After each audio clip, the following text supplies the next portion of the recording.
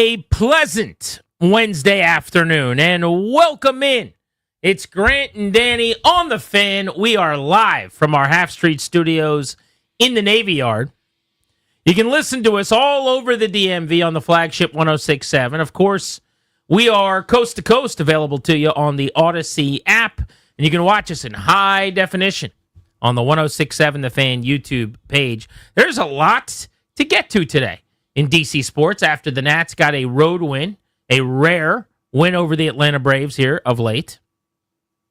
The Nationals have a new head of baseball operations via Jeff Passan of ESPN, breaking some news this afternoon, which we'll get to. And Jayden Daniels, in a limited capacity, was on the practice field today. Ladies and gentlemen, Danny Houtier. Hey, buddy. We got news. It's a newsy Wednesday. We just had to wait a little extra hour for the Nationals to handle their business against the Atlanta Braves, who, by the way, never seem to lose.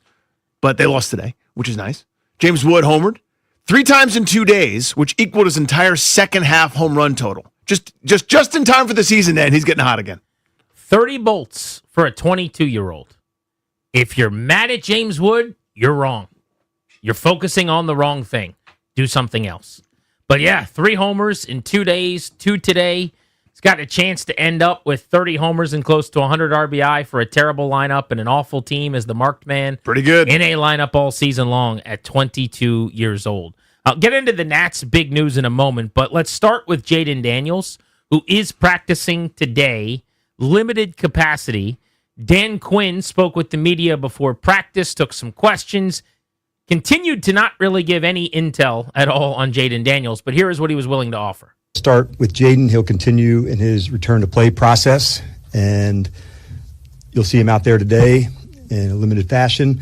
And we'll continue to rely on the medical team, to fully clear him. But what I can say is, man, he is doing everything you possibly can to get there. The guy's the ultimate competitor for us.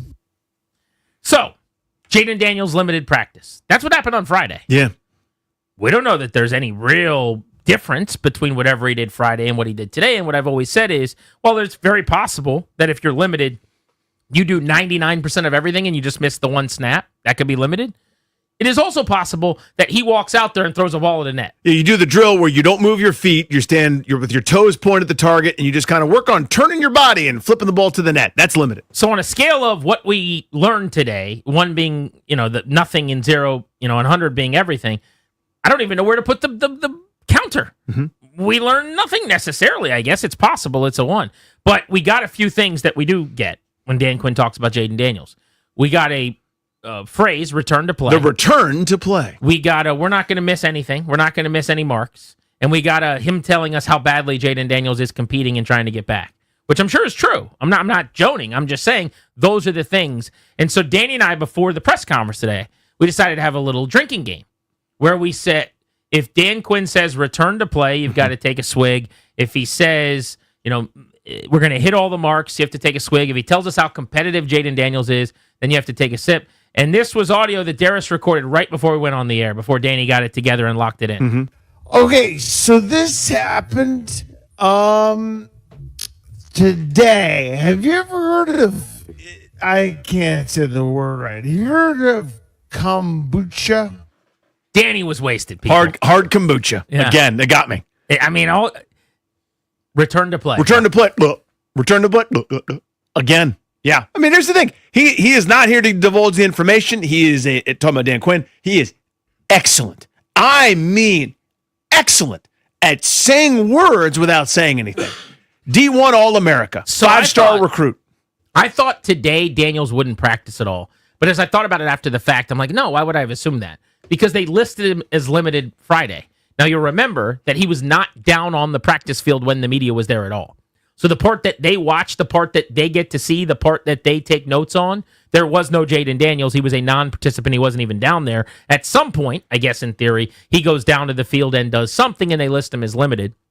Was today's limited a progressive step forward? Was he closer to being able to be 100%? Possibly. I mean, John Keim asked a question that I actually found interesting about, has Dan Quinn seen him run and cut and jump and do football-y things? And Quinn said yes. That was the first time where I felt like if he's telling the truth, and again, this is the same group that told us last year that there was no broken bone or wouldn't acknowledge that there was a broken rib. So I just don't know. But the idea that you've seen him sprint is interesting to me. I think the yes also meant that you've seen him cut, stop, and change. Like I'm watching him walk into the field with a knee brace the size of a golf cart around his leg, and I'm going, this does not look like a guy that's sprinting and stopping and starting and cutting and jumping, and apparently he is, I guess, if you take this at face value. I have, and like I said, he's worked really hard on that space, and so we'll lean in on the medical side too, John, just to make sure they'll, be the ones to fully clear. But he's working really hard to hit all the stuff that he needs to hit. So there's going to be a time where I have to change my opinion based on information we get. There will be a day where this happens. Today is not that day. I am still assuming Jayden Daniels does not play in Atlanta against the Falcons on Sunday. I'm basing that on the fact that it didn't feel like he was all that close to playing last week. They ruled him out on Friday. And that today he was limited. Tomorrow, if he's full go, that'll be the first time I start to think maybe there's a chance. But if he's limited again tomorrow, then I'm assuming the limited is, they're not pushing him. He's not doing a ton. That there's a big difference between closing in on being football ready and just being back out there kind of with your teammates doing something. And it feels more like that to me. Speculation. But what else do you want me to do when I'm not getting any information? Look into your crystal ball, not your former swim coach and political commentator. Do you realize that my former swim coach's name was actually Crystal Ball? The actual crystal ball. Yeah. Don't look into that crystal ball. Look into your metaphorical crystal ball. Do we do the same thing as we did last week, where it's a little bit of a dance, it's a maybe, and then they rule him out Friday? Or do you think it goes further and it's actually a pregame workout kind of a thing, if and when he plays or not plays? This feels more like we're waiting all weekend. I think. If he's further along, why not? Because if the point last week was, because I am of the belief that they knew early in the week he wasn't playing, let's just push this thing forward as long as we can so that the opponent doesn't really know what's going on and the Raiders have to guess.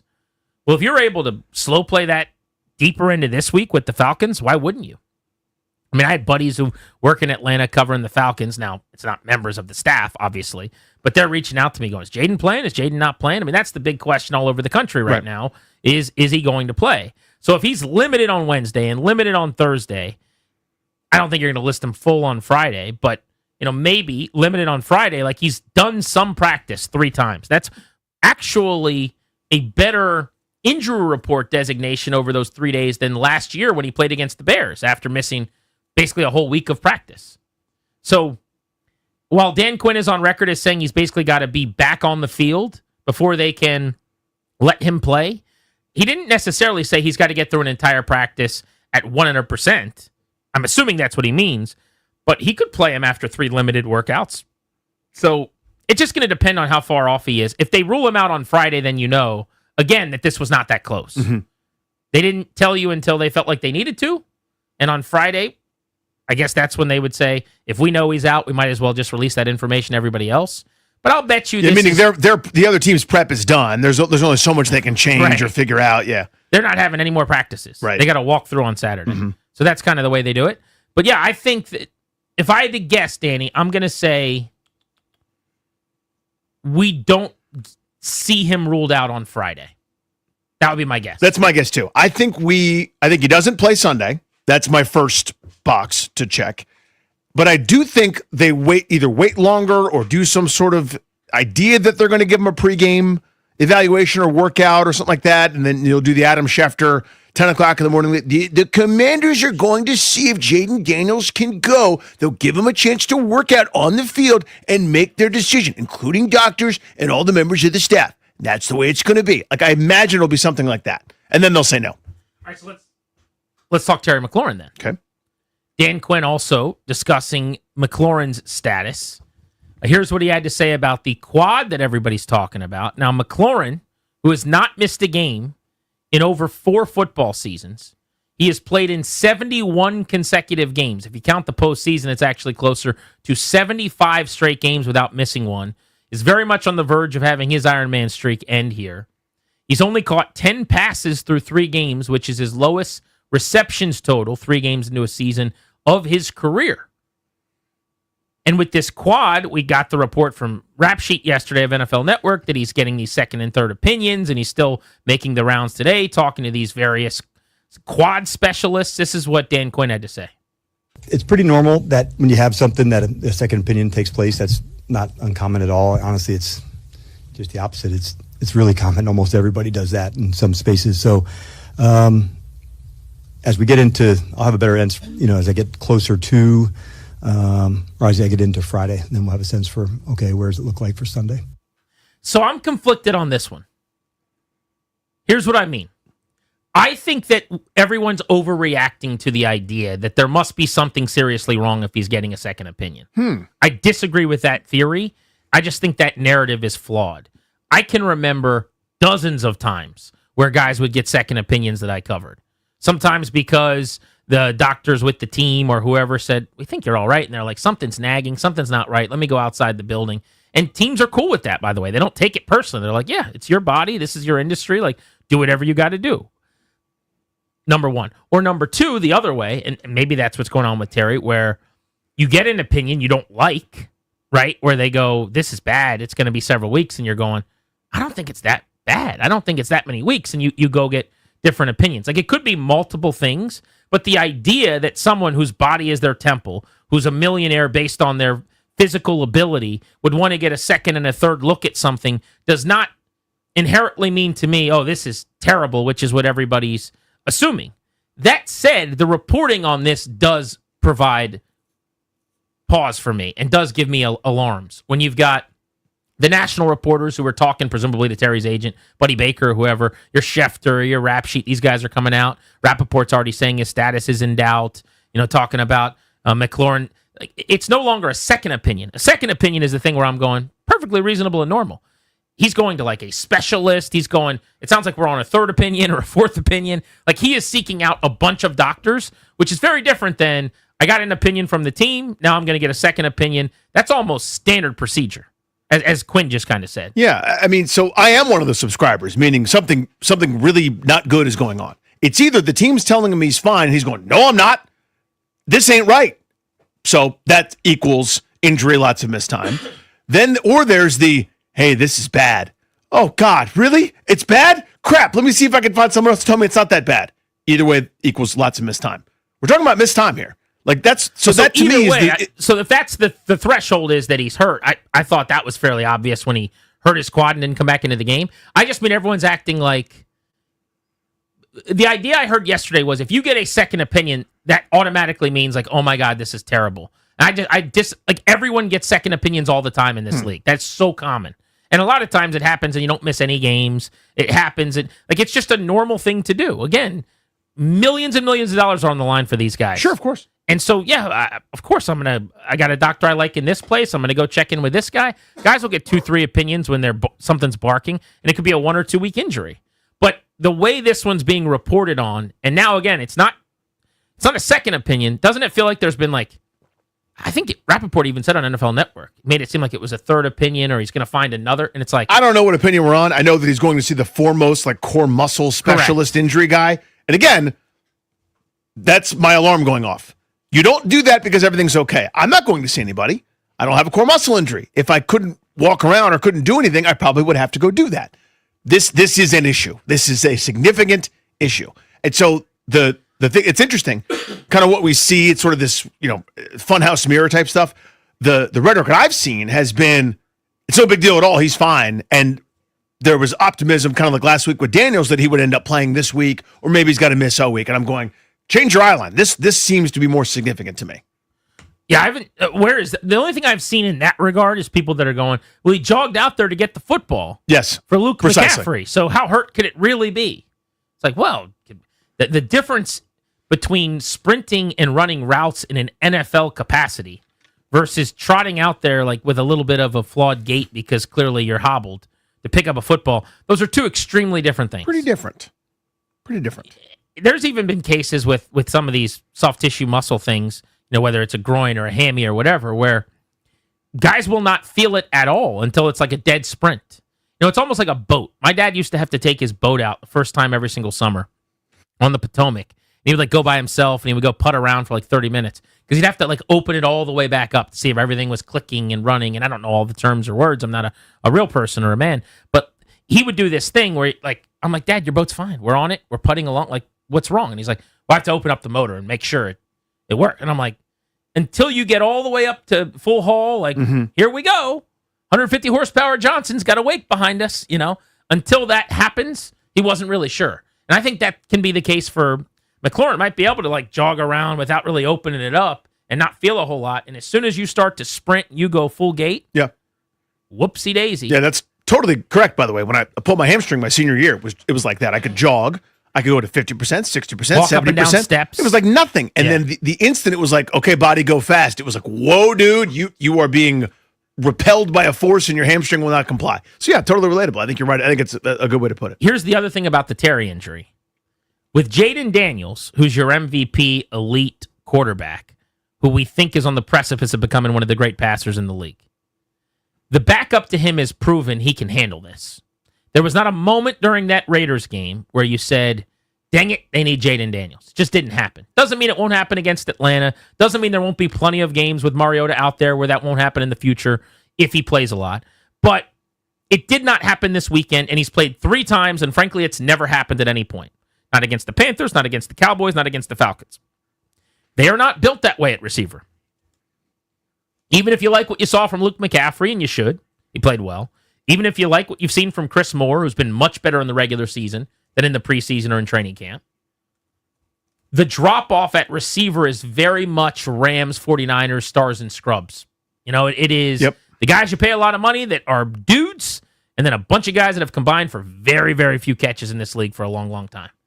And that injury is a big concern to me in terms of explosiveness, in terms of making big plays. Like, you think about the Raiders game, Terry only caught 3 passes. As I said, he's only caught 10 balls so far through 3 games. Yet, when they needed the big play and when they needed some momentum, they were able to base a nice concept off of all the run-heavy looks and the run stuff they were doing to get him free on a little outpost thing that he ran, and he's behind everyone, and they scored what should have been like a 60-yard touchdown if it was ruled correctly.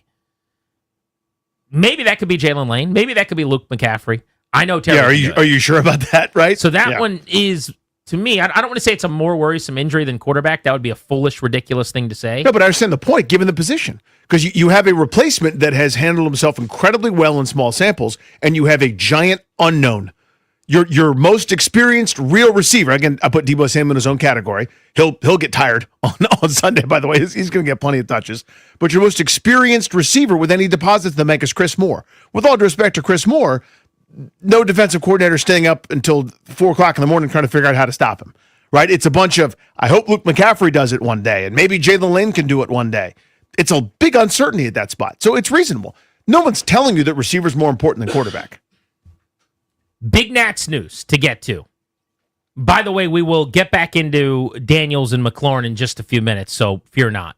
But this is a huge development, and it came down the pike via Jeff Passan of ESPN about an hour ago now, who's the lead newsbreaker for Major League Baseball. The Nationals are finalizing a deal to name Paul Taboni their new head of baseball operations. Taboni is 35 years old and is rising rapidly as a rocket ship star executive in the Boston organization with the Red Sox. Widely regarded, according to Passan, as one of the best young executives in baseball. I reached out to a couple of my baseball buddies via text right after that, and both of them just raved about this kid. I call him a kid. I shouldn't. He's 2 years younger than me. He's 35. But here's the quick background on Paul Taboni, based on a feature story I read about him in the Globe this afternoon. Originally from San Francisco, big Giants and 49ers fan growing up. Played at Cal with Marcus Semien and Mark Canha, a couple of longtime big leaguers. Was a college ball player. Interned with the A's and the Red Sox after going to law school at Notre Dame, I think it was. But he was an intern with the A's, then he spent 10 months as an intern with the Red Sox, applied for a job with Ben Cherington, their then general manager. Cherington had been really impressed and blown away with him as an intern, so he kind of put some emails together to people and said, let's hire this guy and get him into our scouting department. By the age of 30, he was overseeing their draft. Like 4 years later. Already overseeing their draft, and gets a lot of credit for the incredible drafts that they have had recently. He interviewed at 33, 3 years after taking over their scouting department, to run their baseball department when they gave the job to Breslow. He was named the assistant GM at 33 years old after he didn't get the gig then. 2 years ago, he was named the vice president of amateur scouting and player development. Last year, another promotion, senior VP, assistant general manager. All of the draft success that they had with him heavily involved is a big reason why, but he survived 3 regimes, kept climbing and getting promotions as they were kind of moving on from various executives, has been mentored by, among others, Dave Dombrowski, Ben Cherington, Chaim Bloom. This is a person, based on people I've reached out to that know him, who is, your super sharp, you want to use like the baseball nerd analytics kind of air quotes thing, that's fine, but with way more of the people skills than a lot of times you're going to get with that kind of hire, because he played collegiately at a high level with guys in the big leagues, like I mentioned. So this is one of those big swing hires that, frankly, I get really excited for. I'm shocked that they did this. I'm really surprised. This takes money. This takes somebody being aggressive. This takes some foresight. This takes, frankly, some stones. And I did not think this was going to be the way forward here. But at 35 years old, he's going to be running the baseball department. So there's a number of things that are the variables are left to come. If this is it, so to speak, in other words, the Nationals hired, the Lorners, whoever you want to call it, hired Spencer Stewart, which is an executive search firm, to lead the charge. And they interviewed a bunch of different people and got some candidates in, including some pretty impressive names as far as I'm concerned, like kind of the who's who, the it list, the rising stars in this space. And this is sort of the direction they seem to want to go. Is this okay, we're all done, that's it? Or is there more coming, right? In terms of, we're not going to allocate this resource, give him this tool, do everything that he wants, or not? So that's the big question, and we'll get into the ownership part of this for sure. I will just say that the number one question, I think, from a front office standpoint is, what does this mean for Mike DeBartolo? He's done a pretty good job as an interim GM, and some of the guys that are still here. But let's get some insight on the new member of this Nationals organization who's going to set the agenda for the baseball department. From Alex Spira, covers the Red Sox for the Boston Globe. Alex, it's Grant Paulson, Danny Rouillet on The Fan in D.C. Thank you for joining us here, short notice. Thanks very much for having me on. Yeah, our pleasure. So can you tell us a little bit about a hire that a lot of people didn't see coming in the 35-year-old Paul Taboni?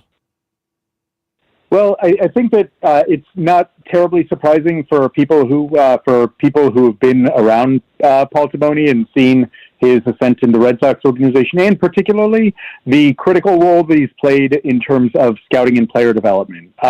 The Red Sox had, for decades, a very, very strong scouting and player development group, but one that had, in terms of its methods, probably fallen behind the rest of the industry by the later years of the Dave Dombrowski administration. Right, that's part of the reason why the Red Sox elected to move on from an incredibly successful executive in Dave Dombrowski, and more specifically, they wanted to incorporate more data and technology-based development and scouting into what they do, and Paul Taboni was the right person for that. He's been pretty aggressive in terms of changing how the Red Sox instruct players and help them get better, as well as changing kind of what they care about in terms of draft models and the role of the traditional scout versus various data pools. That's not to say that he dismisses either traditional training methods or traditional scouting methods, but he certainly turned the dial for the Red Sox. And I would say that in many respects, you could make a case that he was the most important person in terms of kind of overhauling those two areas for the Red Sox over the last handful of years. And there have been some very good results for the Red Sox as a result of that. The draft, obviously, they hit pretty big in the 2022 draft when they took Christian Campbell as a 4th rounder, when they took Connolly Early as a 5th rounder, when they took Roman Anthony as a 2nd rounder. That's kind of a franchise changing pick. 2021, they drafted Marcelo Meyer. That was kind of a little bit more turnkey because Marcelo Meyer was really good in that draft class, but nonetheless, that qualifies as a very promising pick. He also had some later round picks that have yielded big league value for the Red Sox, such as Hunter Dobbins, who was a solid right-hander who the Red Sox identified things that they believed they could develop. Some intrinsic talents. They could be amplified once he got into their farm system. And then the overhaul of the farm system, Craig Breslow, who came on as the Red Sox chief baseball officer after the 2023 season, also deserves a fair amount of credit for this. But Breslow and Taboni have been overseen significant change in terms of how the Red Sox develop pitchers. I should also include Red Sox Director of Player Development Brian Abraham in that process. But the Red Sox it looks very different. The Red Sox look very different in terms of how they try to get hitters better, how they try to get pitchers better, and by and large, they've done a pretty good job of kind of creating a big league pipeline. Yeah, a similar overall is certainly needed here, Alex. How is he as an EQ guy, a manager of people, a people person, so to speak? To put it gently and kindly, managing people around here oftentimes is like swimming through a piranha-filled acid tub when it comes to maybe managing up and navigating some of these muddy waters here. How is he in that regard?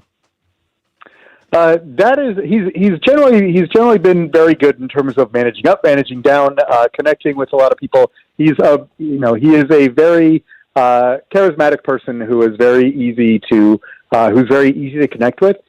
However, he also has not been shy about a lot of turnover that's happened in the Red Sox baseball operations department. As part of that modernization effort, there have been a lot of longtime members of the Red Sox scouting and player development efforts who have left the organization, some of them because they weren't brought back, others because they decided to go elsewhere. So I think that the best way to put it is he hasn't been afraid to break eggs in order to achieve philosophical alignment across what he's doing. So that is, I think that it's always unsettling for an organization to go through a period of adjusting to a new leader of baseball operations. I think that there's probably going to be an adjustment period that's unavoidable there, regardless of kind of personality traits.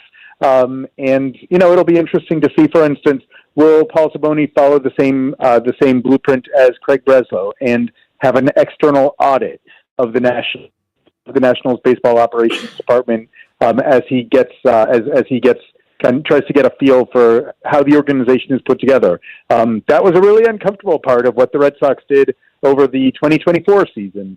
And I don't know the answer to that, but I do think that it's worth saying that Paul is someone who is not afraid of change. He brought in a lot of, he was a leader in terms of hiring a number of people from Driveline for the Red Sox, which was part of that effort to push modernization of training methods, more so training methods and development than scouting on the Driveline hires. But Driveline comes with a reputation, warranted or not. I think that sometimes that's exaggerated, because I think that the people at Driveline love baseball and they're incredibly passionate about it and incredibly passionate about making players better. And they actually are.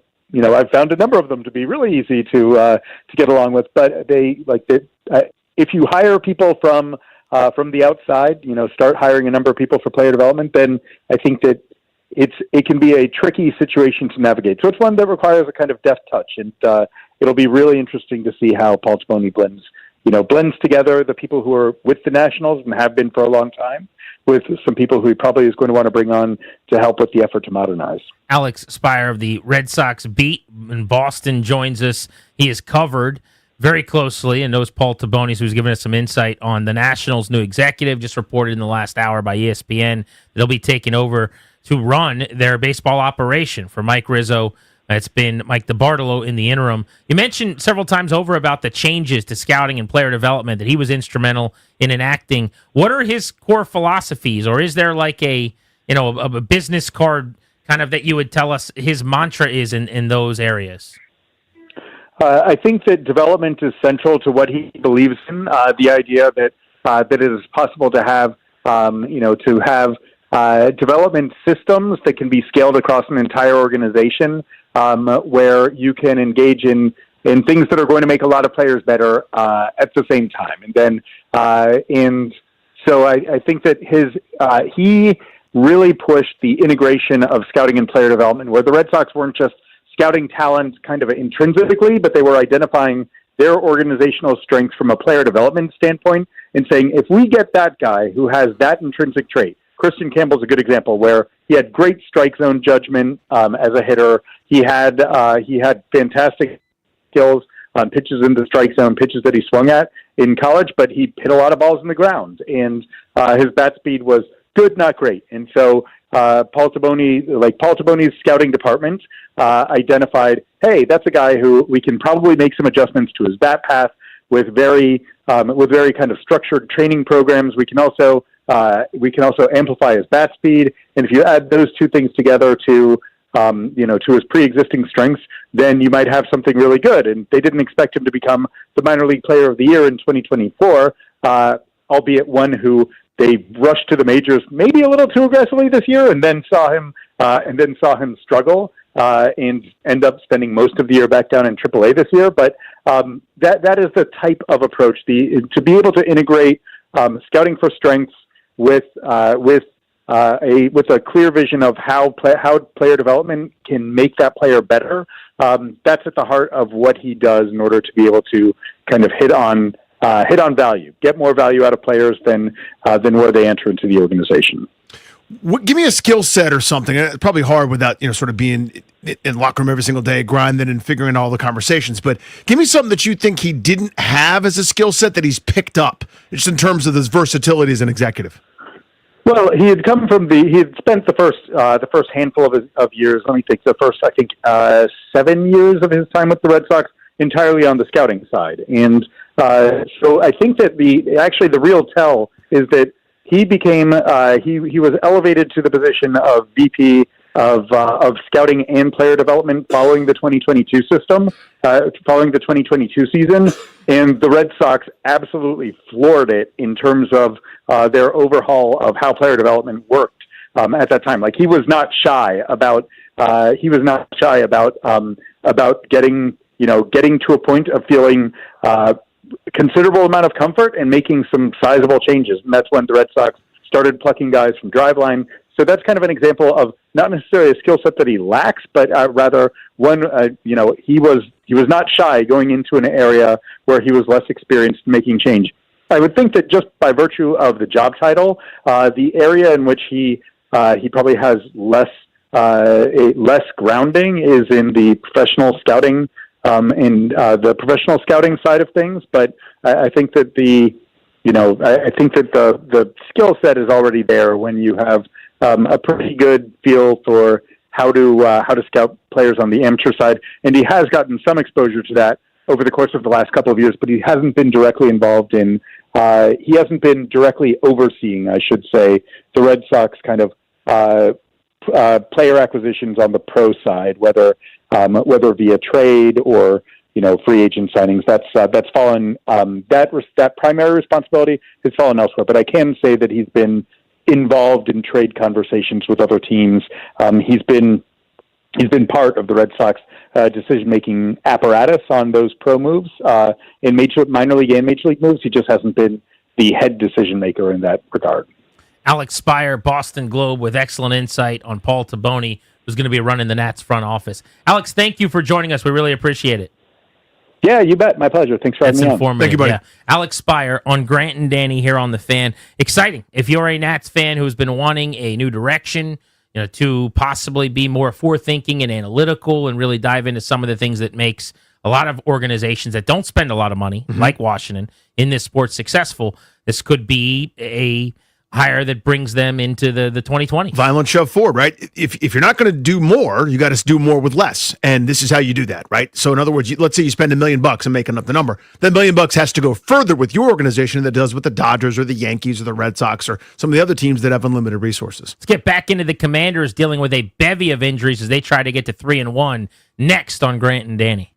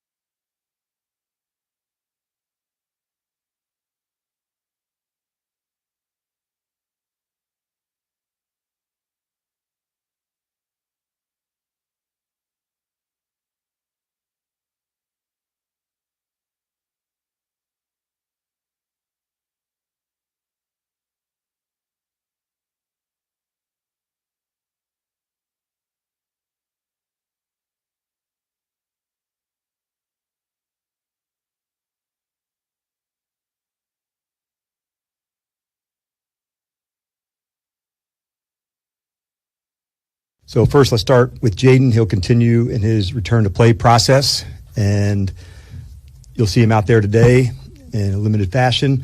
And we'll continue to rely on the medical team, to fully clear him. But what I can say is, man, he is doing everything you possibly can to get there. The guy's the ultimate competitor for us. That's Dan Quinn today in Ashburn. Welcome back, Grant and Danny on the Fan. You know what's weird? I feel really good about the Commanders this weekend, winning this game. And I really like them covering what is an odd line, 1.5, which should immediately send off some alarm bells. Like my this line doesn't make sense bell should be sounding. That sounds like the Brotherhood bell on repeat, but the finely tuned and trained ear would be able to tell the difference.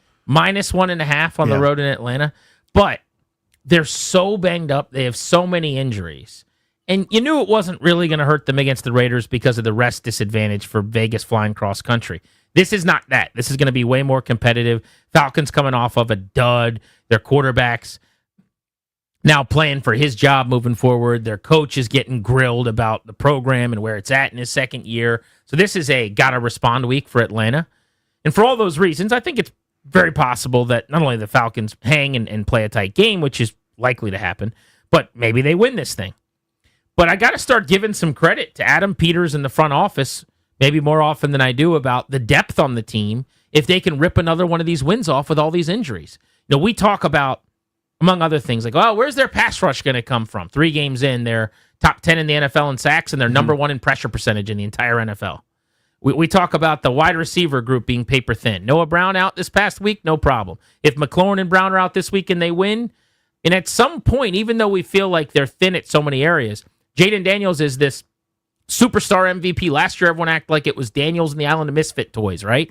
Well, he misses a game, they score 40. The 2 times he didn't play last year, they lit it up. If they go out and beat Atlanta again, like at some point, you got to start saying, let's give some flowers to how they're putting this thing together. Because to be able to, I know it's the Raiders, it's the Falcons. It's not like they're playing the Packers or the Rams Bills or something. And somebody, yeah. Yeah, but still, these aren't terrible teams either. They're not totally playing right. a team picking number 1. They're not playing the Titans. It's totally fair. And I was critical of, especially coming out of the preseason, where, again, it's always so hard to tell what's what in terms of that, but just looking one-on-one matchups, looking at moments where they didn't play their starters and their backups were just getting blown out. They were getting destroyed by everybody else's equivalent. You go, I'm scared what happens if it's, Jalen Holmes and Jordan McGee and Ale Cajo and the rest of the second string, third string type guys having to come into these games and play significant minutes.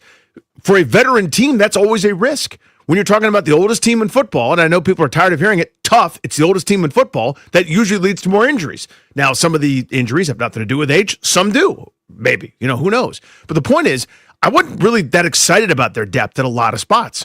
So far, through 3 games, it hasn't bit them too badly. I don't want to go through 17 weeks without Terry McLaurin, Noah Brown, and Eckler and Wise and all the rest. But some of that's unavoidable, some of that's inevitable. But at some point, it's going to come home to roost if you have to give 15 targets to Luke McCaffrey and Jalen Lane. At some point, that's going to be bad for you when you get into the teeth of your schedule. You can get away with it for a few weeks, though, and tread water until some of your frontline guys come back, though. That's a tip in that's a feather in the cap for everybody. But if you can go 2-0 and at your worst from an injury standpoint can beat like decent teams, that is a departure from what used to happen. Without question. It used to be that they were like, and maybe this is how it should be viewed. Used to be that they were a 8-9 win team. So when you didn't have a bunch of guys, now you play like a 5 or 6 win team.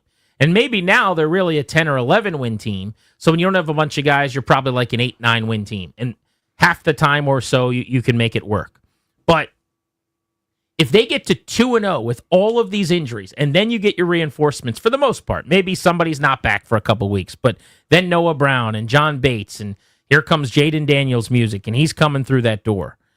I just think it is a sign of a program being further along than we think. And we talk so often about how little talent there is and how bereft they were of good players when Rivera left, which is still true. But this philosophy is working of all the one-year deals and Yep. the veterans and bringing guys in here because you think that they can kind of be floor raisers, so to speak. They've lost Eckler for the season. They've lost Wise for the season. I know it's been a game. This would only be 2 games, and we're counting our chickens. I mean, very possibly they just look really, really bad. It catches up to them, and they lose 27-13. And if that were to happen, okay, fine. Different combo then, yeah. Yeah, then let's have that conversation next week. But at this moment, coming off that Raiders game, seeing what we saw against Carolina, seeing what we saw when a lot of backups came in and they came back to beat the Cowboys with their starters on the field last year, this has kind of been the norm. And I think internally is the expectation that they are able to continue to play at a lot of positions where it doesn't look like on paper they're going to be very good. They're able to play at a fairly high level. Yeah, I mean, you've heard the rhetoric from every coach and every player that's played for every single team you've ever followed about next man up. That's what you have to say internally. I believe in next man up. I don't believe in next men up. You know, we do. We believe in next man up here. Yeah. Okay, adorable. Awesome. Thank you. Here in the real world, though, you can understand there's a difference between the $30 million player and the, free agent addition on September 20th. Like, there's a difference between Darnell Savage and Kyle Hamilton, with all due respect to those players, right? You get that, right? If you're a human being. It's what a coach is going to say. It's what tough guys are going to say. Of course, it's next man up. And to a degree, you have no alternative. So you can kvetch and whine about it, or you can, have a simple convo and sort of point out, hey, there's a difference here. You have to account for these sorts of things when you're making your evaluation. But if you're able to get away with it for a while, again, nobody is arguing that for 17 weeks, you'd be better off with Marcus Mariota than Jayden Daniels, that you'd be better off with Chris Moore getting 100 targets than Terry McLaurin. No reasonable person thinks that. But if you can get away with it for a while, and as I said, the way I think of it is treading water until the tide goes out or whatever, that's key. That's how seasons are won. That's how you get to those 11, 12, 13 win seasons. The Beltway Blitz will come your way next. We're covering the Commanders, huge Nats news as well, all coming up in one segment. We'll also get you the latest around the NFL as we get ready for the kickoff of Week 4 tomorrow. This hour, though, coming up at 4:15, 4:20 or so, we'll start getting into should Marcus Mariota's outing and how he played at home against the Raiders affect the plan for Daniels at all, and how aggressively and urgently Washington tries to get him back on the field. We're Grant and Danny on the Fan.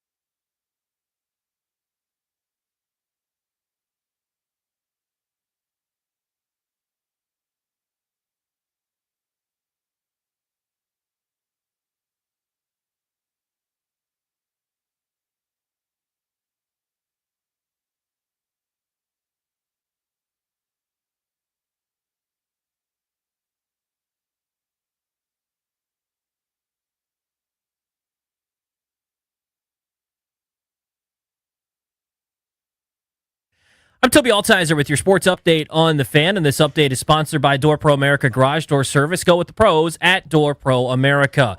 In baseball, the Nationals won today over the Braves 4-3. James Wood with 2 homers today, also homered last night, now up to 30 on the season. The Nationals also with big news today as they're finalizing a deal with Red Sox assistant general manager Paul Taboni to become the head of baseball operations. At first reported by Jeff Passan. He's the 35-year-old who's been with the Red Sox since 2015, also interned with the A's back in 2013.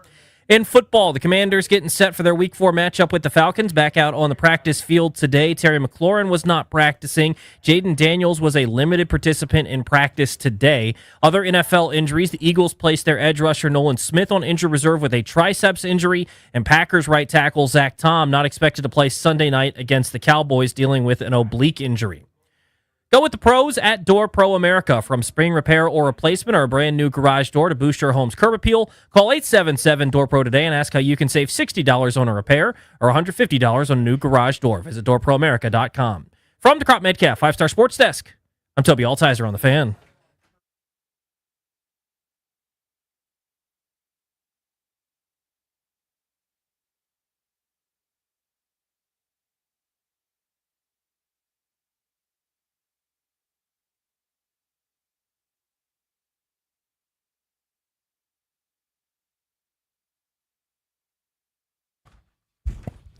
A Wednesday, Grant and Danny, after Nats baseball. They beat the Braves in Atlanta today. Welcome back. You're listening to The Fan. We are sponsored by the law firm Kondori and Murad. Estate planning, elder law, real estate transactions, probate administration. Their attorneys are always there to protect you and your family's assets. Schedule a free consultation with their team today at kmlawyers.com and mention us to get a discount. That's kmlawyers.com. Week 4 in the NFL kicks off tomorrow. Washington in Atlanta, 1 o'clock on Sunday. Big question is, will Jayden Daniels or Terry McLaurin be on the field? We'll get a little insight on that coming up in our Beltway Blitz. But the news of the day in town is that a months-long search has ended for the Nationals, and they needed to move quickly here because you need to hire your president, baseball ops, your GM, basically, so that they could hire the manager. You got to get a jump start. There's a lot of teams that will be looking for managers at the end of the year, so you need someone who's going to run that managerial search. So you need your GM in place by the end of the year. A few days left in the season. They hire Paul Taboni today, according to all reports, who is one of the assistant GMs of the Boston Red Sox, 35-year-old, absolute rocket ship ascending star in Boston, who went in a few years from like a scout to running their entire scouting department to running their draft to then being an assistant to the general manager. So he will take over running the front office. His first job is going to be to hire a manager, and then they've got to rework the entire player development model. And that's the other part of it, too. Like, all that stuff needs to be, the first day of the offseason, the clock is already against you when it comes to that, right? It's GM, it's every scout, every front office person, who's staying, who's going, how many holdovers do you keep? What minor league roving field coordinator is there? What instructors are there? What philosophies? What equipment? How do we start doing all the logistics? That person needs to be in place to start setting the agenda like yesterday. So they moved quickly. Good for them. The bottom line to the hire, though, is while I think this is a home run, this is a 600-foot third deck blast for what I wanted, ownership has to re-engage and spend money, both on players and behind-the-scenes things that matter. Otherwise, it doesn't matter if you hire Paul Taboni or Theo Epstein or Dave Dombrowski or Danny or me or Darius. Like, none of it matters if you're not engaged and spending and giving him a chance. But let's get some more insight on this huge news to kick off the Beltway Blitz. Andrew Golden covers the Nats for the Washington Post. I believe he has confirmed that Taboni's on his way into D.C. to run the baseball ops department. So, Andrew, tell us about the hire and why today and how we got here. Yeah, I think it's a really interesting move. Obviously, Taboni has a lot of experience with the Red Sox and their scouting department. The Red Sox are known for developing some of the top prospects in baseball. Obviously, Christian Campbell, Marcelo Meyer, Roman Anthony, and those sort of things. So I think it's an interesting hire. Obviously, there's a focus on player development and improving in that area. I think this is a great hire. I think obviously he has a lot of experience. He's very young, obviously being 35, but I think it's really interesting But obviously, having a similar model to the Red Sox, who have developed a lot in their player development, and obviously getting to where they're at, I think it's really important, and I think it's a good hire. What does it mean for Mike DiBartolo? That's a great question. I think it's the biggest thing. It's unclear at this point in time if head of baseball operations means he's the president of baseball operations, if he's the GM, is there somebody under him? How does Mike DiBartolo fit in? And so I think we're still trying to figure that out, but it's a little bit unclear at this point. So what could that look like, Andrew? Like, if he wanted to keep him around, could he be president, DiBartolo's GM, and kind of go deeper into like how you think that initial process goes to determine the fate of a guy like DiBartolo or Shalaba or so many other guys in the front office that have worked so hard over the years? Yeah, it should be interesting. It's a matter of, like, do you want to bring in some fresh perspective, or do you want to bring in people who have been there before and know the ropes a little bit? And so I think it's a matter of how do the learners want to structure this? How do they want? How much influence are they allowing Taboni to have in the process versus how much of it is them being like, we want to keep these guys. We know them and we understand what they've done. So I think it's interesting to see how it plays out. And I think, again, there's a lot more questions than answers at this point in time. So I think it's interesting to see how it all plays out. So they hired an executive search firm, and those don't come cheap. And you get one of these guys that's in demand, which probably doesn't come cheap. And you would think you got to give him a pretty good amount of authority and the ability to kind of implement what he would like. ... So the other $1 million question, or maybe more than that, on everybody's mind, Andrew, is: does this mean that the Lerner family and then everyone in charge is now going to start, the required spending, not just on players, but on everything to make this a competitive organization again? Yeah, I think it's interesting to see, like, will they actually invest? I think I heard Grant saying this before I hopped on. Like, it's like, obviously you can hire a new GM and hire these different things, but like, what is the investment like in terms of money into building the team to where it needs to be, right? Like, obviously the Red Sox, as much as they have, a lot of these young prospects, they also signed Alex Bregman to a big contract this offseason. I know there are opt-outs and those sort of things, but like, I think it's a matter of like, how much are you not only just willing to invest in hiring smart people who can help develop in some areas, but also how much you're willing to invest monetarily into getting the system to where it needs to be. And that's not just spending on players too. It's like, do you put the right things in the minor leagues, you put people in the right positions to be successful? Are you hiring the right coaches? There's a lot of things that go into, are you spending and investing? It's not just, player acquisition. It's also like, what are you putting around the players to help them be successful?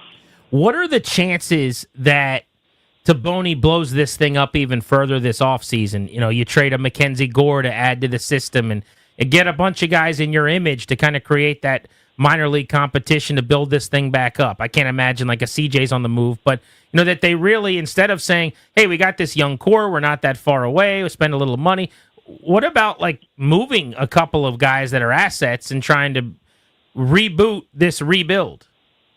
Yeah, I think it's a great question. Again, it's a matter of how does Taboni kind of operate and what are his thoughts on the system. Like, we really don't know what he thinks of it, but I think that the off-season moves that he makes will be a telling sign of where he views the organization and how he thinks it'll be best to get them back to the top. And so I'm interested to kind of see how things shake out this off-season, because I think it'll be a pretty good predictor of how he kind of views the team. Andrew, thank you, buddy. Really appreciate it. Thanks, guys. Appreciate it. You got it, dude. Talk soon. Hit that NFL sounder, please. All right, buddy. PJ Glasser, BetMGM Network, to discuss the National Football League. There's been about 7 seconds since the San Francisco 49ers healthy wide receiver room has happened, and now we got multiple injuries again. How are they going to maintain their status in this division? It's a tough division, Danny. I mean, you got the Seahawks who are resurgent. Arizona's still 2-1. The Rams look like one of the best teams in the NFC. They're still well coached, and if Purdy can stay healthy long term, they still should win a lot of games. But with the Bosa injury now and all the guys they have injured at wide receiver, fellas, I think the people that were picking San Fran to maybe win the Super Bowl go to the NFC. I don't see that happening anymore. PJ, in the NFC South, the Falcons, who Washington plays this week, are 1-2, 2 games behind 3-0 Tampa. What do you make of Atlanta? They're coming off of one of the grosser individual one-off games of the season by any team, shut out 30-0 at the hands of the Panthers, but they're probably not that bad. Like, how should we view them going into this matchup? I think they're a situational team, Grant. Like, they're a week-by-week team. So week 1 they have a tough home loss to Tampa.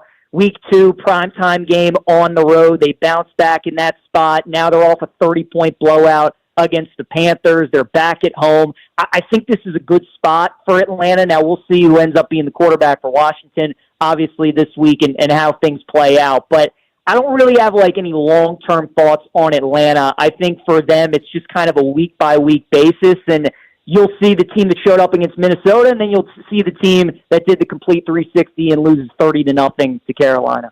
Baltimore and Kansas City play this weekend. Somebody is going to be 1-3, barring a tie in that game. Just seems odd to me. I don't have a really good question. It does seem odd, Danny. I like the Chiefs in the game, fellas. Look, I'm a Ravens fan, and I can tell you there are 3 places on the road that it's just like a mental hurdle for them when they go on the road to KC, Buffalo, and Pittsburgh. They're just not the same team, and they struggle in those places to win games. Lamar's never beaten Mahomes in Arrowhead. They haven't won there since 2012. Their defense right now is banged up. Their defensive line's really bad. I know the Chiefs don't look good either, but when you're sitting there, watching the game in the final 5 minutes of the fourth quarter, you trust Mahomes, Andy Reid, and Spags, or Harbaugh, Lamar, and Zach Orr? I like the Chiefs. Let's go to the Colts. They're 3-0. Daniel Jones is leading all quarterbacks in EPA per play. Real or fake? I think they're for real. It's kind of incredible what Steichen's been able to do for Daniel Jones. Now, the Rams are going to be a great test. They played the Titans and they played the Dolphins, right? Now, they did play Denver, and they should have lost that game.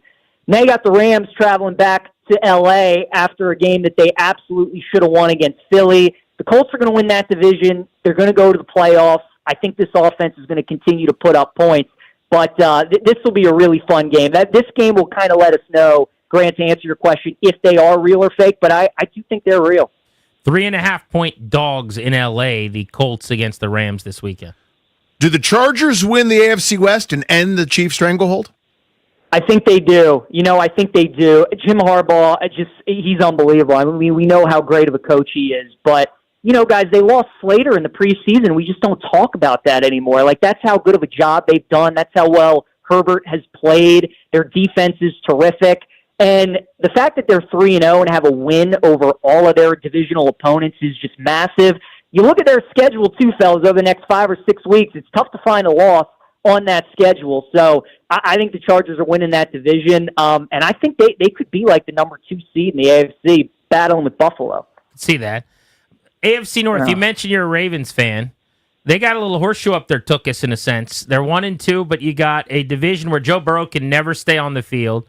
The Steelers haven't had a quarterback since Ben Roethlisberger. They've kind of had a stranglehold on this thing, and for the most part, they've earned it, and they've been really, really good. But in years like this, where they get off to these slow starts, it's not like somebody's 3-0, right? It's the Bengals feel cooked, and the Steelers are one of the worst offenses in the sport, and bottom 3 in the NFL in yard margin at this point. Where are you on Baltimore and whether or not this is just a speed bump, or do they have some flaws? They have some flaws. I think long term, I think they'll still win the division. They'll still make the playoffs. I don't think they're going to win the AFC.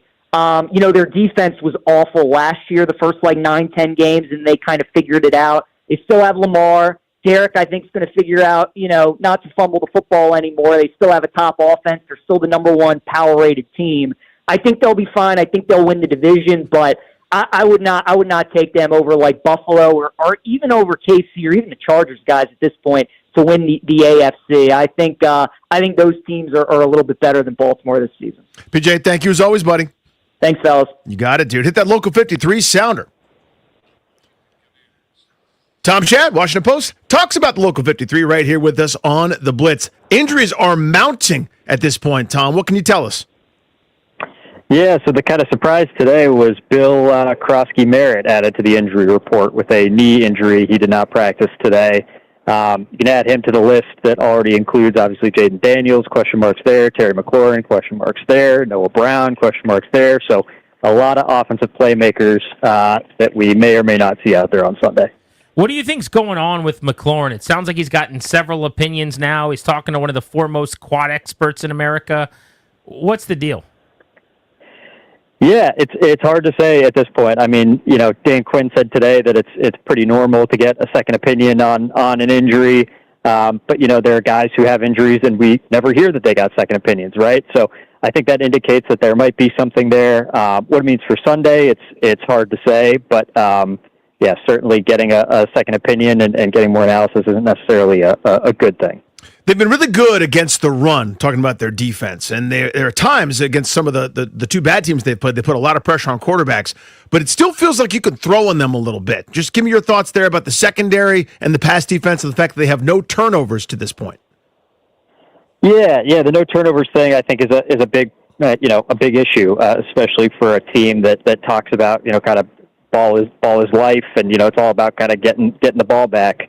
Also, a huge issue, obviously, with the injuries in the secondary. That's kind of, if you take wide receiver or skill positions of the offense out of it, that's the area where they've been hit hardest. So you're probably going to have some at least maybe one new safety out there, and then possibly some new people at corners and backup positions at safety. So yeah, that's definitely a concern. How big of a concern it will be this week against Atlanta with kind of Michael Penix's issues, who knows? But yeah, definitely something to keep an eye on moving forward. Why is Dan Quinn so confident in Matt Gay? And do you think part of them just riding with him is that they gave him a record amount of money on a 1-year veteran deal for a kicker? Yeah, that's a great question. I think at a certain point you do kind of just have to ride with somebody. I think you see a lot of kickers who kind of go through kind of ups and downs, and maybe that's the move here. Dan Quinn is kind of a guy that likes to have one-on-one personal relationships with people.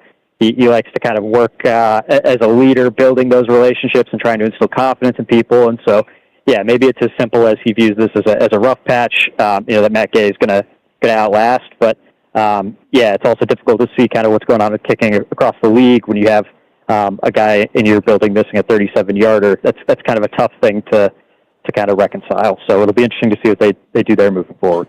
They're only 1.5-point favorites this weekend on the road. Let's say they lose this game and the injuries just kind of catch up. They're 2-2 having to travel out to L.A. What's kind of the narrative of the season going to start looking like?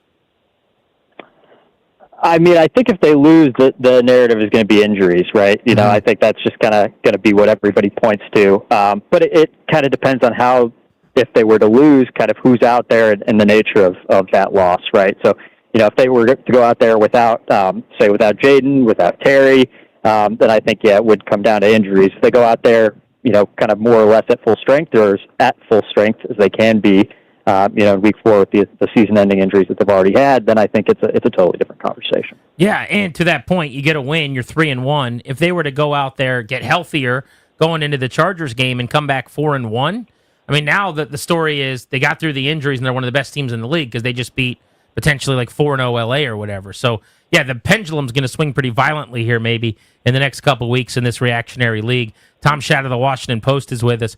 Tom, I guess point blanket for us, do you think Jayden Daniels plays on Sunday?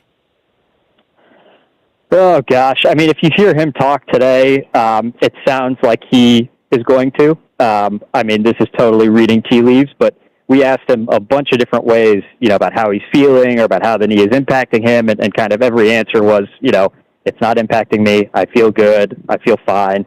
Now, you can also say that that's kind of what he said after the Packers game. He said, I'm good in his post-game press conference. So I don't know how much stock you can put in that, but just kind of his demeanor and how he's talking about it. He was talking like a guy who certainly wants to be out there on Sunday and might very well be. Tom, thank you, buddy. Appreciate the info. Thanks, guys. Yeah, that was outstanding. Tom Shadd of the Post, part of our Beltway Blitz here on Grant and Danny. That was a quality blitz. That's why we do it. That's why we do it. That's why we're here. G&D on the Fan next. Should the Mariota gem against the Raiders factor into how they handle Daniels this week at all? Let's get into that.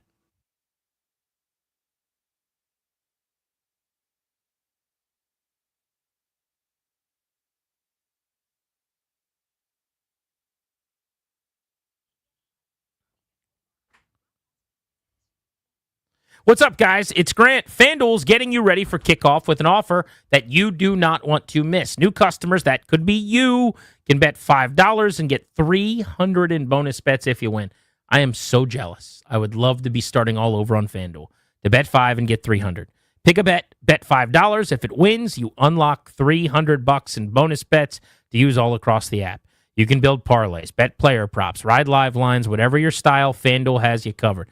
Take an easy layup of a bet. Go money line winner, on a team that's a heavy favorite. FanDuel.com/GP, promo code GP.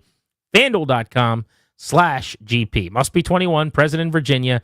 First online real money wager only. $5 deposit required. Bonus issued, non-withdrawable bonus bet expires 7 days after receipt. Restrictions apply. See terms at sportsbook.fanduel.com. Gambling problem? Take that seriously and call 1-800-GAMBLER.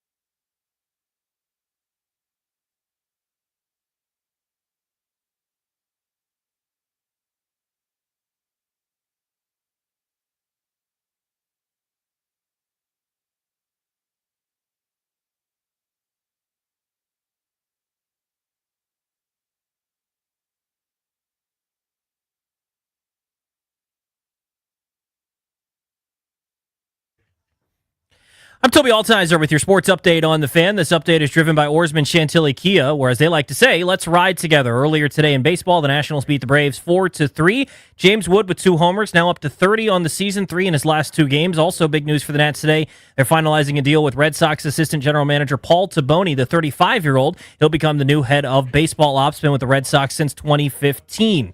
In the NFL, taking a look at the Commanders' injury report, players that didn't practice today include John Bates, Noah Brown, Percy Butler, Ja'Cory Krosky-Merritt, and Terry McLaurin. Rest days for Zach Ertz, Von Miller, Deron Payne, and Laramie Tunsil.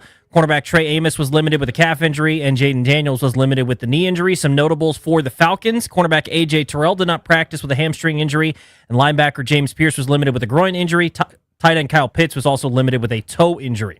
Oarsman Chantilly Kia keeps their customers happy by offering great deals in the area's best selection of new Kias, each backed by the Oarsman Lifetime Edge, featuring up to $1,500 in extras. As they say at Oarsman Chantilly Kia, let's ride together. From the Crop Metcalf 5-Star Sports Desk, I'm Toby Altizer on the Fan.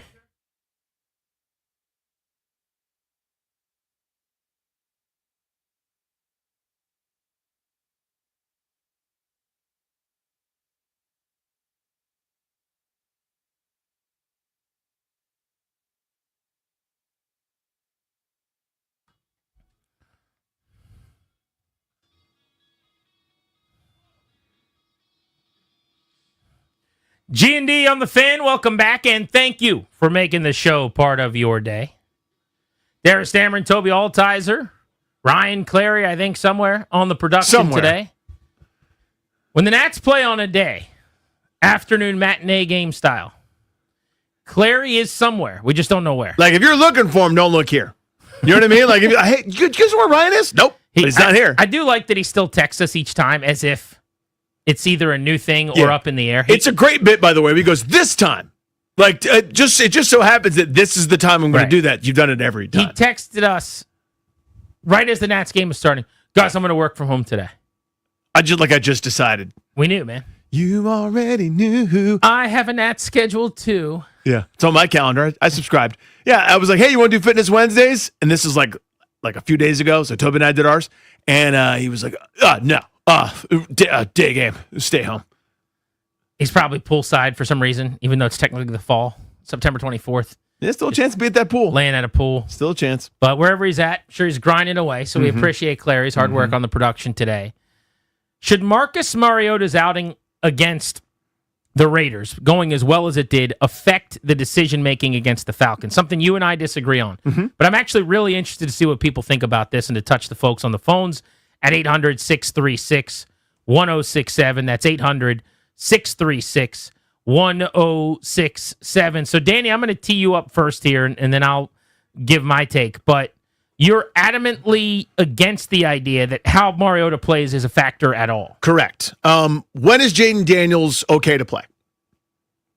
That's the question.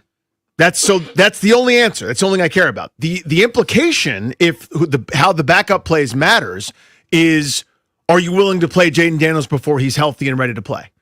If the answer is no, then there's no other variable. The only variable here is Jayden Daniels' health, ability, can he be himself? If that's all you care about, then you don't care what the backup's doing. I mean, that to me, this is as simple an open and shut situation as I don't care if Mariota went 0 for 21 and they lost the game and it was terrible. Is Jayden Daniels healthy? The answer is no, he doesn't play. The only reason you would care, to me, how the backup does is if you need to rush him back, or if there's something where he goes, well, he's only 75%, but damn it, the backup stinks. So if I can get him to 78, I'll have him go. I don't think that's a consideration for anybody. The only way that it should matter what Mariota's doing is if you're willing to put Jayden Daniels on the field before people like me are comfortable with them being on the field. So for me, that there is a difference between like rushing a guy and letting him play before you should, or shutting him down and not letting him play when he's ready, or some of the things you're referencing, and just the urgency with which you operate to get him back. And I think it's pretty simple. When I see Marcus Mariota operate at a high level, when I see Marcus Mariota play the way he did, I don't have to be as aggressive in getting Daniels back on the field. I don't have to be as urgent. I can be a little bit more methodical. Now, what you're saying might be the utopian process. It's just not the reality of it in terms of, well, when he's ready, he plays, And if he's not 100%, then he doesn't. Correct. Except that there's a gray area in professional athletics where there's it's not a Madden game where you can actually look at a guy's percentage. Right. Do you see what I'm saying? Of course I do, yeah. So there's no such thing really as knowing. Is he 100%? Is he 95%? Is he 90%? Mariota with the Achilles all offseason and preseason, whatever that was, he probably wasn't 100% this weekend. What was he? I don't know. Would his Madden score on his percentage underneath of him like a video game character of life? Would he have been at 87% in that game? Would he have been at 96%? I'm not really sure. We just heard that Bill had a dinged-up knee and that Krosky Merritt may not be able to practice again tomorrow, and he didn't practice today, and his status is now in question. Okay, so what was his percentage at the end of the game? He wasn't missing carries. He wasn't not out on the field, but maybe he was running at like 63%. And my point is, while what you're saying is true, as just I always call it a straw man. I don't know how to say it otherwise, but like a platitude of when he's ready, play him, and if he's not ready, don't play him. Thank you. I agree with that. I'm not joning on you, but like that is the point people make. Like when Jayden Daniels can play, he plays. Yep. When he shouldn't play, he shouldn't. Okay, cool. But now dealing with what is, how aggressively do we push him? How urgently are we operating? Do we let him back on the practice field as soon as he says he's ready to? Do we hold him out the extra day when doctors are saying, it's a pain threshold thing? What if that's the case with the knee, where we don't think he's risking injury? It's really about swelling. When the swelling goes all the way down based on this injury, he's not at risk of doing something again. It's more of a pain threshold tolerance thing. Now it's just about him grinning and bearing it. And how much do you want to put him through in that regard? He could play at 85% or whatever that looks like, or you could just have Mariota play. So I do think it's a big deal that Mariota played well, that the offense operates when he's in there, and that you have a chance to go win a football game. And you can buy Daniels an extra week. What a wonderful thing. Sure, when it works out, it's great. But if Mariota had stunk, what are we really suggesting? And that's what I keep coming back to. So if he stunk, we're suggesting that you have to be more urgent and aggressive, not in putting him on the field too early, but in maybe listening to his wants, his demands. You're still operating with the doctors, but there's going to be multiple opinions in all directions. You could listen to them more, get him on the field friendly ones. Again, I think where we both have to be for the conversation is they're never going to put him in harm's way when they shouldn't. And they're never going to just have him sitting for weeks watching Marcus Mariota when he's ready to play as if Mariota is now their starter. Those are baselines, yeah. So if those are the two baselines, it's just a matter of, I don't have a better word than aggressiveness, urgency. And how Mariota played, to me, should be a factor. Right, which I heard you said it very well. I don't get it, because to me it is the only variables I'm considering are Daniels, his health, and those numbers. You're 100% right. I use 100% as just as a qualifier, as a way to sort of try to illustrate the point of I need him to pass every threshold. I understand no one's 100%. I'm not 100%. Nobody's 100%. But whatever the number is, I did this with Griffin where he was cleared and he wore a brace and moved around terribly and was re-injured and it was awful. So say I'm not your doing part that. again that you just said. Like the things you care about are when Daniels is ready. And that's not a well, he's cleared. Like I have a higher threshold for it. Please protect the franchise player. I have him for 64 more games, including this one, under contract without the extension kicking in. That's when he's under team control. If I have to sacrifice a week or 2 weeks for his long-term health and viability, that's the baseline. That's what we're doing. So I know we're arguing similar things and past each other at this point. So the only variables to me, like Mariota he could get the flu this weekend and not play. I'm going, if Daniels isn't ready, he's not ready. That's the only thing that matters to me as to when Daniels plays is Daniels and the milestones. And that part I agree. Like to me, when you say that, I say I agree. So my thing is like the next step forward, I guess, which is, of course, I agree with everything you just said. And also, because of how Marcus Mariota has now played 3 times, runs this offense, because I know I'm going to get a professional job. To me, it's like I got a great waiter on the floor at this nice steakhouse, and they call me, and they're coming back from a cold, and they're going, I could perfectly fine, I can work tonight. But I got another awesome waiter that will do just as good a job It's got tonight. a charming story about the bottle of wine, too. Yeah. You know what I mean? But like for tonight, we're going to be fine. If you never are back again, I'm going to lose money, and I'm going to be worse off on the floor. But for this night, just make sure. Yeah. Like, rest up, come back better than ever tomorrow night, And if I didn't have that, if we're going to be swimming upstream and drinking through a fire hose, and it's going to be a 7-alarm fire on the floor because without this guy we crumble. It's the same thing. I think if your backup quarterback was Sam Hartman in this world, Right. I apologize, but I'm just going to go here. Okay. So this past week you just lost to the Raiders at home, even though they played like crap. And you're, 7.5, 8-point dogs this week? And this point you're now probably a 4.5-point underdog in Atlanta with Sam Hartman. Then it's not that I am pushing him along. It is that it's just what it is. There's more urgency to get him back in this sport where jobs are on the line. And I think you can just turn that completely off. You could just hit a button to say, nope, we don't have to worry about this. That's all. And maybe your point is that should be how it is anyway. With that guy, it is for me. I agree with you. And that's kind of my point. But it isn't reality, is my point. Like, we can all talk about the utopian part of it. Like, we lived through this to an extent. Yeah. But also, the guy is at every minute of every day in your ear, begging and pleading and showing you, watch me run, watch me jump, watch me cut, watch me do this.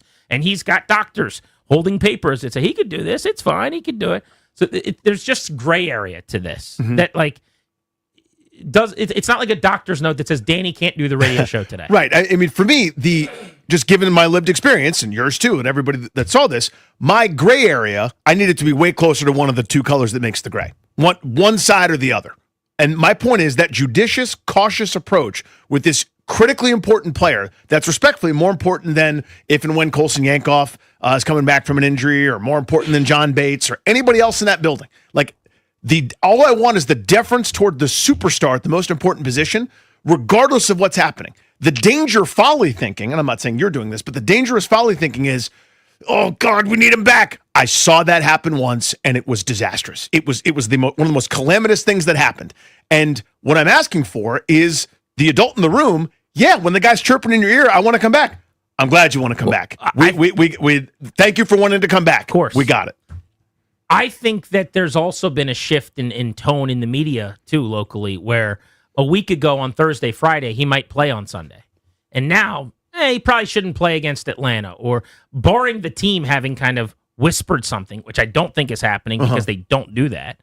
It tells me that a lot of people are allowing how well Mariota and the offense played without him to be a factor in their, wait, what is the rush I think here? that's natural, by the way. Because do they too. won, so nobody's worried about it. If they're 1-2 and he played poorly, people would be going, "Oh my God, when's he coming back?" Of course, yeah. But my point is, you're acting like the team is different, and while that would be utopian and wonderful, they're different to an extent. They have more information than everybody else. I think that what Mariota did, how the offense operated, how you feel about the offense without him, is way better than a week ago, and of course, it should factor into the aggressiveness with which you bring this guy back, in my opinion. But let's get the phones on this next. 800-636-1067. Mariota was fantastic, has been every time he's played. Does that matter at all in the Daniels return and how they should go about, I'm going to use the phrase here. Danny, do you have your kombucha over there? I do. His return to play. G&D on the Fan.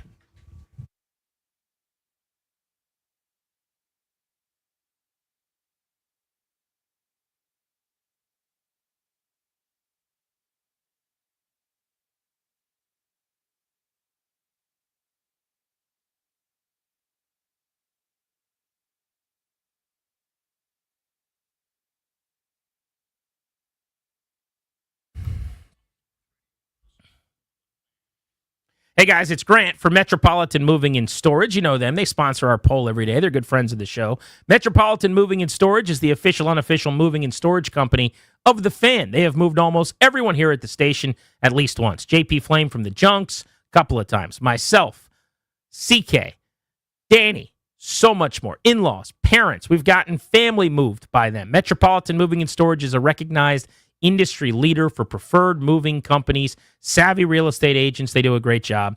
They are anxious to share 3 decades of best in industry service and experience. When I used them, I couldn't believe what all they did, honestly.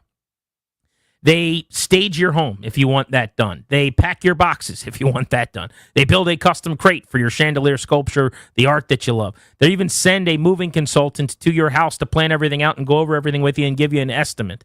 I mean, it's just an impressive operation. Take it from me. Hit up my guy Justin over at Metropolitan Moving and Storage. Call 301-279-0090, 301-279-0090, or go to their website, dcmetropolitanmoving.com.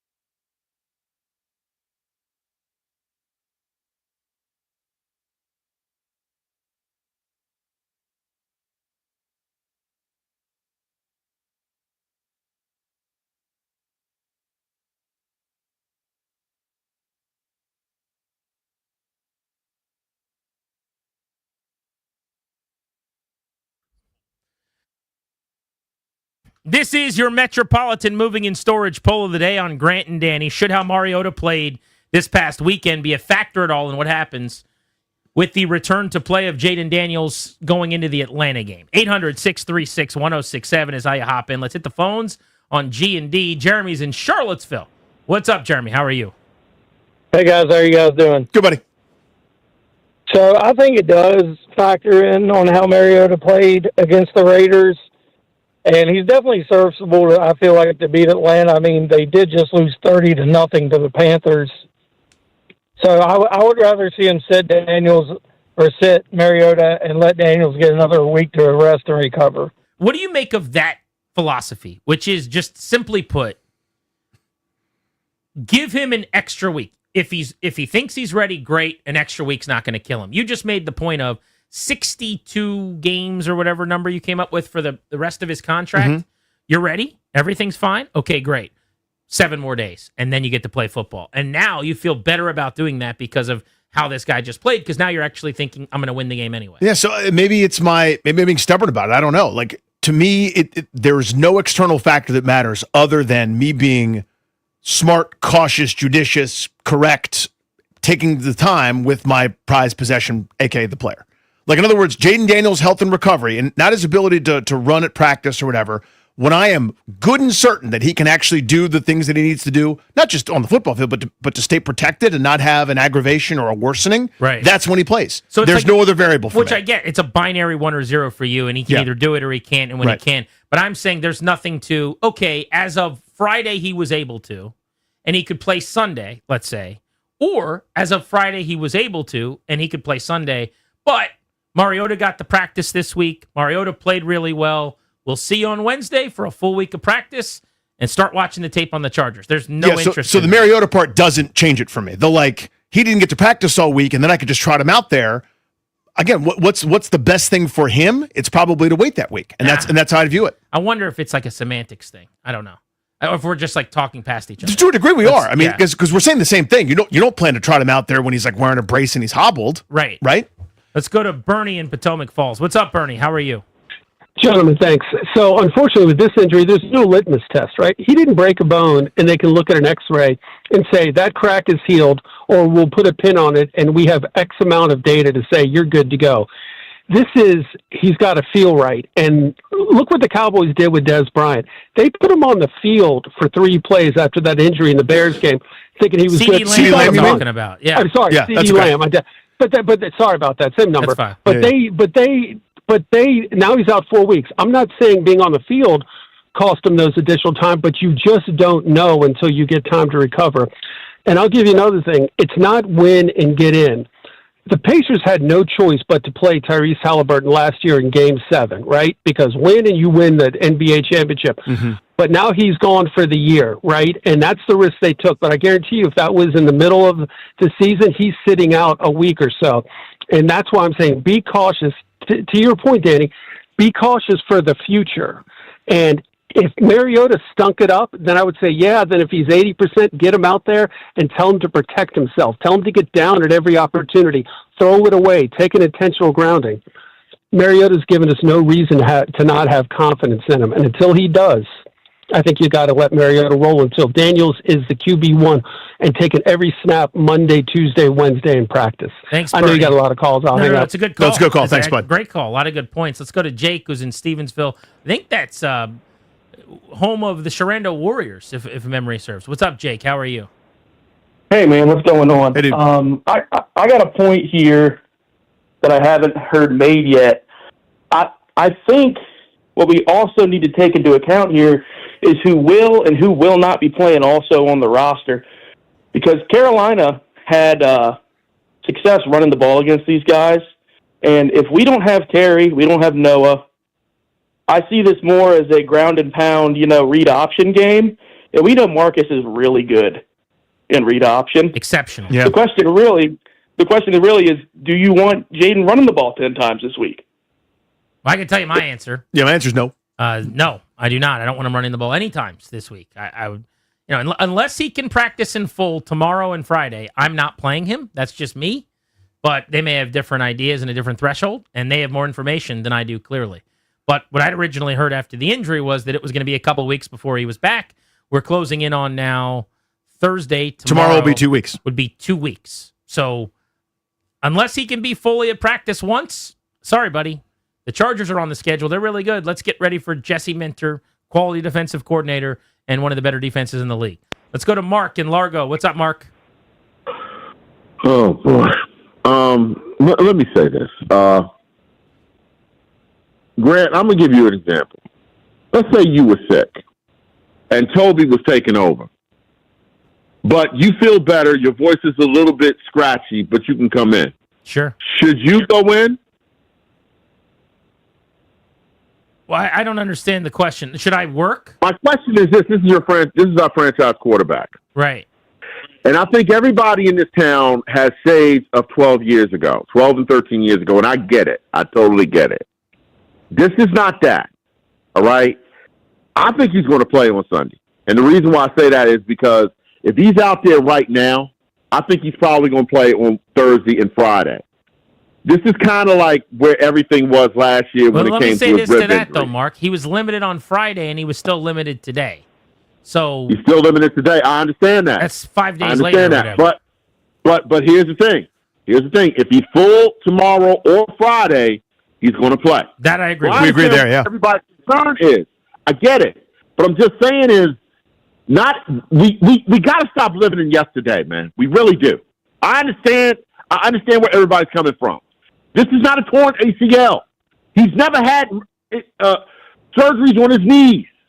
We got to stop this. Well, it has nothing to do with yesterday. No, this has nothing to do with it. But that's how we come off on this. We do. I don't care how anybody comes off. We're thinking about RG3. Yeah. Well, I love you, Brad. I love you, man. I think you're wrong. Okay, I don't even know what you're talking about. So thank you. The refusal to acknowledge the parallels and I've heard this a million times. Like RG3 tore his ACL. I was there. I remember that. The part that I'm talking about was when he sprained his knee against Baltimore. The way that Jayden Daniels sprained his knee. And there wasn't enough caution taken, in my view, back then. And we had aggravations and worsenings and things. So that's my point about the parallel. I understand he didn't tear his ACL, and that we're not doing an all-in for Week 1 documentary where he beats Eric Katani in the strength test or whatever the hell. Silly. I watched that too. No one's talking about that part. There's your straw man type But I stuff. don't even this idea of like anything has to do with Robert Griffin. You brought up Robert Griffin. What I'm saying is the face of the franchise, who is a running quarterback, who runs more than anyone not named Lamar Jackson, who scrambles at a higher rate than any other passer in the league, has a knee that is compromised. He is wearing a brace the size of a corset that someone wears in a British film, and he is not yet practicing in full 2 weeks later. Okay, something with that knee is not right. It has not been since the Green Bay game, and until it is, I'm not playing him. And when it is, I'm going to be extra careful in bringing him back. Not because of Robert Griffin. Respectfully to him, I don't care about that injury. That was 13 years ago. I cared a lot about it at one point in time. It's very sad that happened. In this case, it's not relevant. I'm talking about this knee, this player. In the same way I would tell you, let's not rush Terry McLaurin back with a hurt quad, try to get him going in week 4 because he's off to a slow start. This is a long game. This is a marathon. These are the most important players to you. And by the way, you could have beat the Raiders without him. That was my point all last week. They were flying cross country on 5 days rest or whatever it was. You've been off since Thursday the previous week. You should bludgeon them. This week is different. I think it'll be much closer, much tighter. The betting line speaks for itself. I think Vegas is expecting a bounce-back performance from Atlanta. But if you lose, so what? So you're 2-2 through 4, and you're right where you need to be in the grand scheme of things. I happen to think you're going to win a close game and get to 3-1. But if you don't, I don't think it's going to be because Marcus Mariota gave you no chance. I don't think that's what's happening. So yes, am I being more cautious maybe than most? You bet your bottom dollar. Is the experience I had with Griffin in the back of my mind at all times? I guess some psychologist could tell me that's the case. I'm not going to argue that. I'm telling you, though, this has nothing to do with that. This is just protecting a player in week 4 of an 18-week season who might be back next week like nothing ever happened if you just wait. And if he's completely ready and he can play, then let's play go. him. Yeah. But that is not the case. He's limited in practice today, and limited to me could mean anything. Limited in practice Friday, he wasn't even on the field where the reporters were there. He walked down, dribbled a basketball a few times, and they told him to leave. We're going to list you limited. That could have been limited. Appreciate the phone call. 800-636-1067. You want to hop in? Let's play Jayden Daniels' presser. It's only a few minutes long, and I want to hear what he actually said today. Because Tom Shad made it sound like he was pretty confident and made it sound like coming out of that presser, he now thinks he's going to play. I've not heard it. I want to hear what he said. We'll do that next.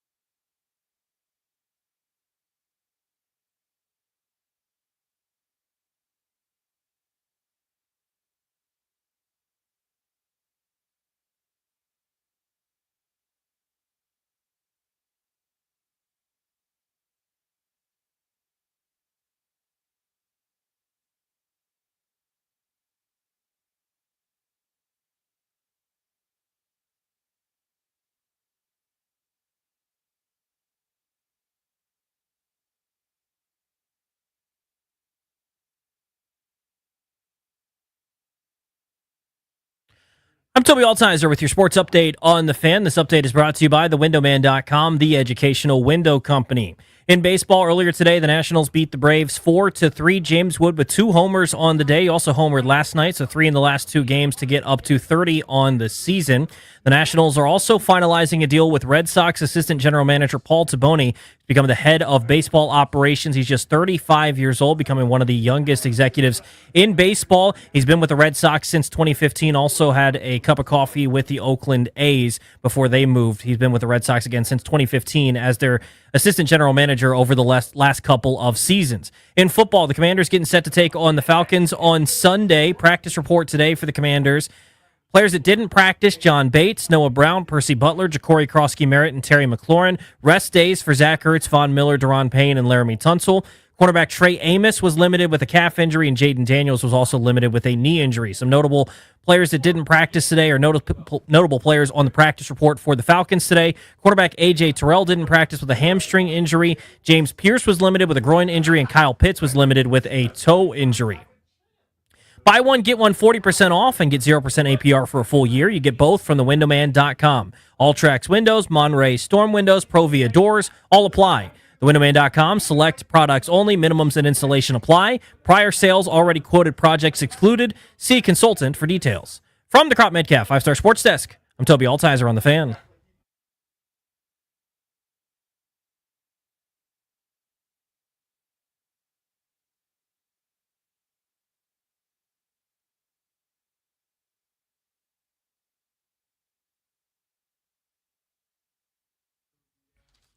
The Grant and Danny radio program is exclusively sponsored by the law firm Kondori Murad. Estate planning, elder law, real estate transactions, probate administration. Their attorneys are always there to protect you and your family's assets. Schedule a free consultation with their team today at kmlawyers.com. Tell them we sent you to get a discount. That's kmlawyers.com. Danny, do you remember Will Fleming, who worked here for a little while? He was an update anchor for us. Local guy, good buddy of mine, very nice guy. He's now has been for a couple years, but one of the voices of the Boston Red Sox on the radio. He's going to join us in an hour at 6 to talk about Paul Taboni, who is one of their young star executives who's being hired at 35 years old to run the Nationals front office. So looking forward to catching up with Will. Knows Paul very, very well. Get some inside info on just the personality and the person that's coming in here. But that'll be good. Yeah, pretty sure we played against each other in high school, Will Fleming and I did. It's just St. Stephen's and St. Agnes Saint.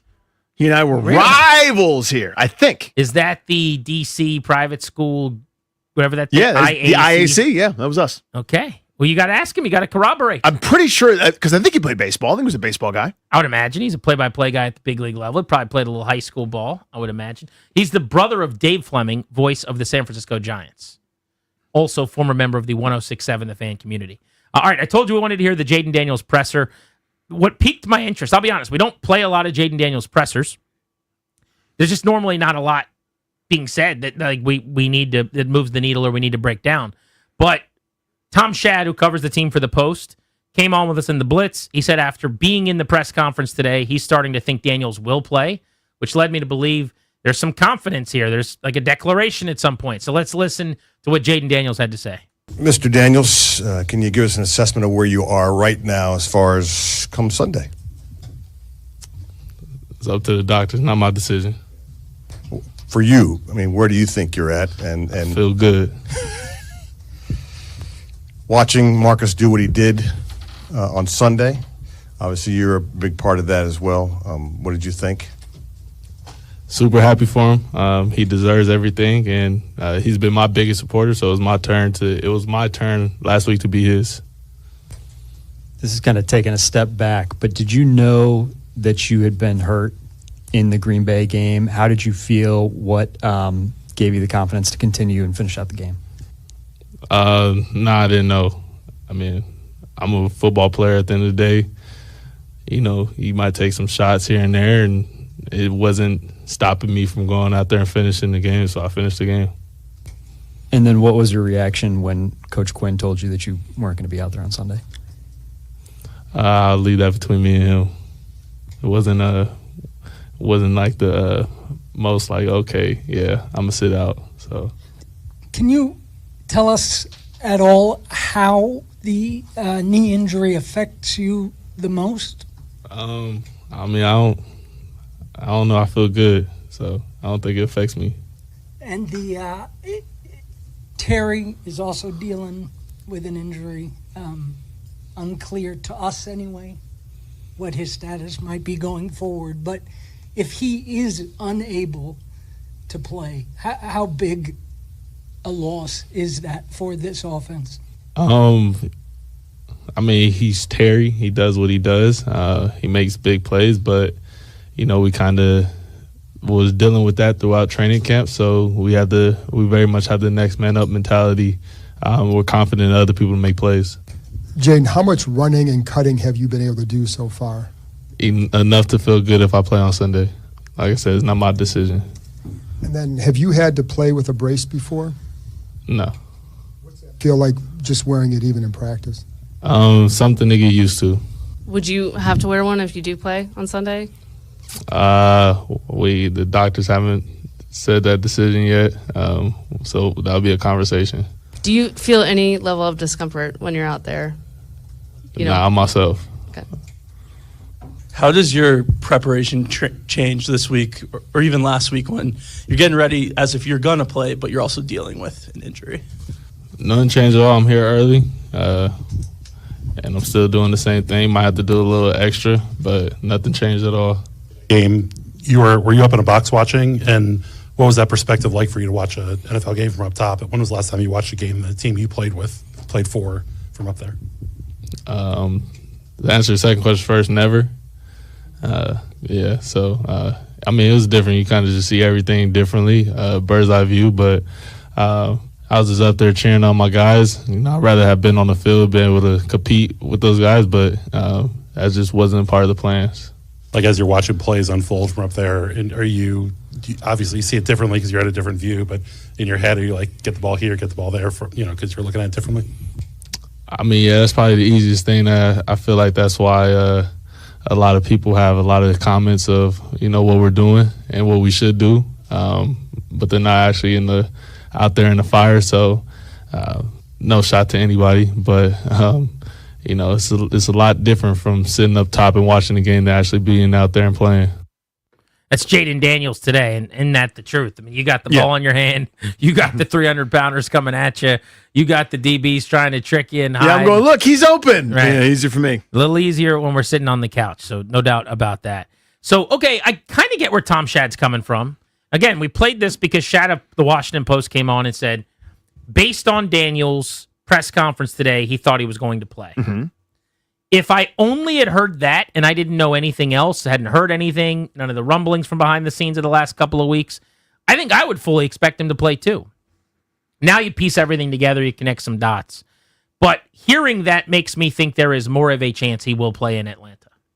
The caveat to provide, or then the speak out of the other side of the mouth, this is the same guy who, after the Packers game, succinctly said, I'm good. Yeah. And that's what I think you That's where I was have gonna in go. this competitor is he already told you. He was asked, what was your interaction with Dan Quinn like when he said you weren't playing? He said, I'm going to leave that between me and him. It wasn't like the most, okay, I'm going to sit out. Meaning he put up a little fight or, he was annoyed or voiced his displeasure or whatever is kind of what he's alluding to there, I would say, referring to. But I think this is a guy that's not going to complain. He's not going to tell you, I'm hurt. I don't feel good. Would he say that if he wasn't feeling good? Would he lie? It's not a lie as much as it's being overconfident and not giving you any more information than you need. Mm-hmm. I don't know. But what did he do last year with the rib? I don't remember. I don't ever remember him saying I was compromised. I couldn't really breathe. I couldn't throw the ball. I think he kind of did the I'm fine. I can be myself. Yeah. Like no excuses bit. Totally. And that's kind of why I sort of put it in the same category of hard to take it at face value. And it's not a criticism. So this does nothing for you. Like if you're, what's 1 to 100, the chance you think he plays on Sunday before you hear this is what? Oh, good question. 25. Okay. And you don't move that up at all. I move it up a little bit. Not a ton. A like little 30. bit. Yeah. Okay. Yeah. I So go it moved. from 1 to 100 this weekend. I go from... Where were you before? I'm trying to figure that out. Maybe 30%. I go to... No. You know what I'm going to do? I'm going to go from like 20% to 35%. Okay. 30%. It's good because when I hear that's up to the doctors, meaning like I've already said my piece. Like he wanted to go last week. That's a good point. He could also be saying, this is my chance to let everybody know, if it's up to me, I'm playing. I want to play. Because I think that's part of, and again, I love him so much. Blame the doctors. Yeah, it's part of that, like when you don't want to do something and you're like, I'd love to, but, the old lady would be mad at me, even if you want to do it or not. You know what I mean? Or it's like, I can't because my kids. It's the out. I think it's part of the culture of football, and the culture of being a leader, the culture of being a guy that wants to be out there so desperately with his teammates that you need to let everyone know the only thing that's stopping me from doing that are these medical guys, or is this guy that's stopping me from just going out there and doing it, et cetera, So that's the only reason I don't move it up a ton is I think that's his mentality. I think he would have played last week if he was allowed to. I love how he cheered on and supported Marcus Mariota. He responded to an Instagram post the Commanders had saying something like, best person in the world, so happy for him. Like he really genuinely, I think, is pulling and rooting for Mariota. There's no animus. We've seen quarterback situations here where, somebody goes in and it's not always, two guys seeing eye to eye or whatever. That is not this in any way. That was his longest answer, by the way, was about like Terry and about Mariota. Anything about himself was, I love that. Up to the doctors, not my decision. Well, there's a security there, I too. feel good. That matters to me. And I know it shouldn't, but the understanding of this person's not a threat to me. No one is. You know what I mean? Like if somehow like we traded from Mahomes tomorrow and he and I were competing, okay, maybe he'd be a threat. But the list of people that could like take this thing from me is very small. Like there's that assuredness in there. You have to be willing to say it's fine if I take a step back because I believe in and I trust this other person. Not a negative way either. Right? Like, I mean, there's nothing negative about he's not a threat. It's just a comfort in being the best. Yeah. And knowing the gap. Knowing that, because that is a thing, right? Like, I think insecure people don't want to leave the field because they go, what if the next guy outperforms me? What if that guy is better? What if that guy plays great? How long until someone starts saying he's better than me? Yeah, and I can relate to that, by the way. I'm very insecure. I didn't really take vacation for about a decade doing this thing. Terrified that the next person would get the seat. But in this case, like he doesn't have to deal with that, which is nice. But I feel good, not expounding upon it at all. The succinctness of the answer could also be telling of like, it's the prepared. I feel good. I'm fine. I'm myself. Yeah, I thought the great sequence there was about the knee brace too. By the way, would you have to wear a brace? Not up to me. Well, that means it's a possibility, he said right? He's never worn a brace before. Would you wear one in the game? Or how does it feel at practice? It's something to get used to. And then would you have to wear one in the game? Doctors haven't said what their decision is on that yet. It would have to be a conversation, was the quote. Yeah. It sounds like a brace is on the table. I promise you he'll be in a brace if he plays this weekend. How could he not? Like, I don't know anything, and I'm not a doctor, so I'm going to speak out of school and just say that feels like it would be malpractice. Yep.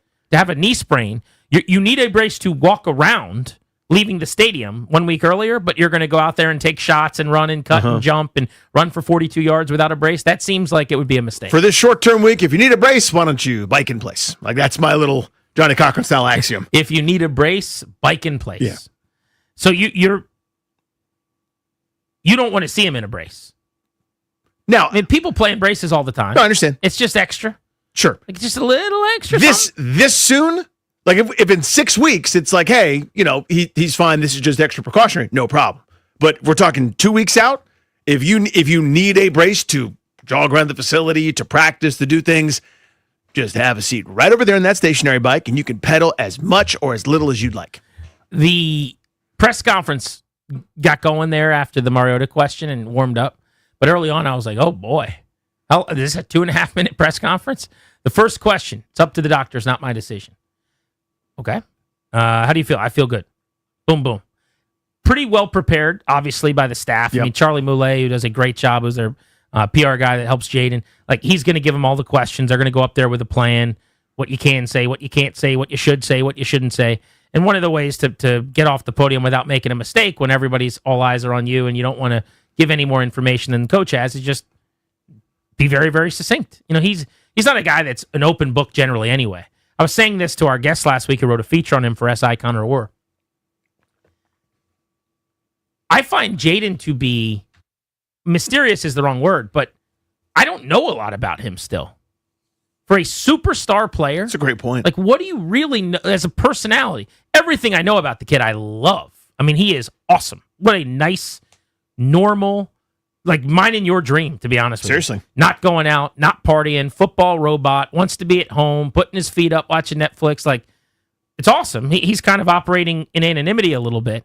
But in terms of, like, I know Justin Herbert's dating Madison Beer.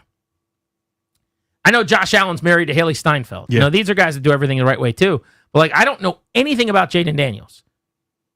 He's been seen a couple times with a basketball player. No one knows if they're dating or not. You know what I'm saying? Yeah, Like, exactly.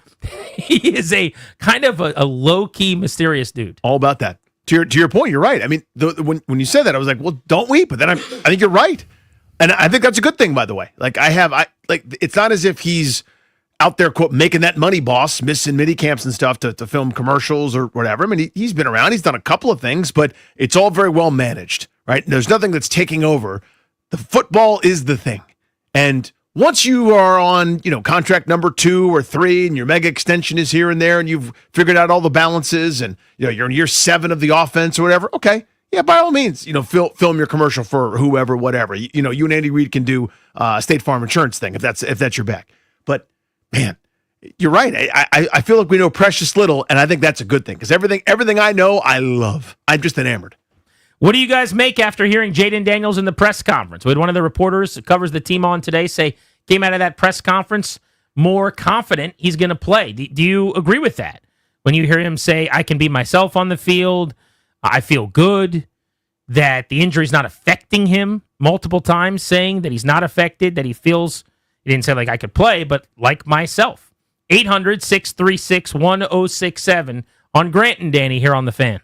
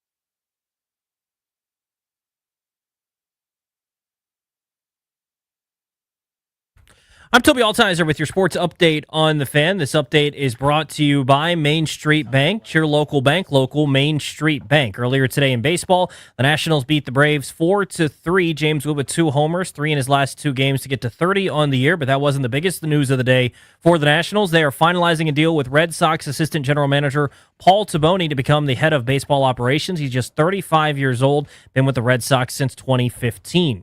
In the NFL, the Commanders getting set to take on the Falcons. Taking a look at today's practice report for the Commanders, John Bates, Noah Brown, Percy Butler, Ja'Cory Krosky-Merritt, and Terry McLaurin did not practice. Trey Amos was limited, and Jayden Daniels was also limited. Notables on the Falcons practice report, cornerback A.J. Terrell didn't practice with a hamstring injury. Linebacker James Pierce was limited with a groin injury, and tight end Kyle Pitts dealing with a toe injury. He was limited as well. Main Street Bank is a business-focused community bank proudly serving the DMV since 2004. Visit mstreetbank.com to learn how to put our team in your office. Main Street Bank, member FDIC, equal housing opportunity lender. From the Crop Metcalf 5-Star Sports Desk, I'm Toby Altizer on the Fan.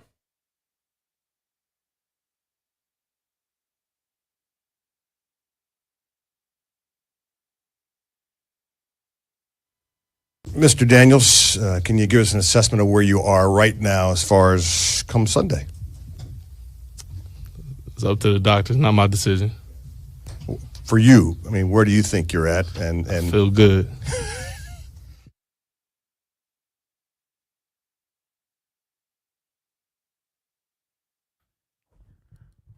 That was Jayden Daniels at his press conference today in Ashburn. Will he play against the Falcons? That is the big question. Welcome back, Grant and Danny on the Fan. So this injury report the team just put out post-practice is a show. It's a tale of two cities. I mean, this is a novel.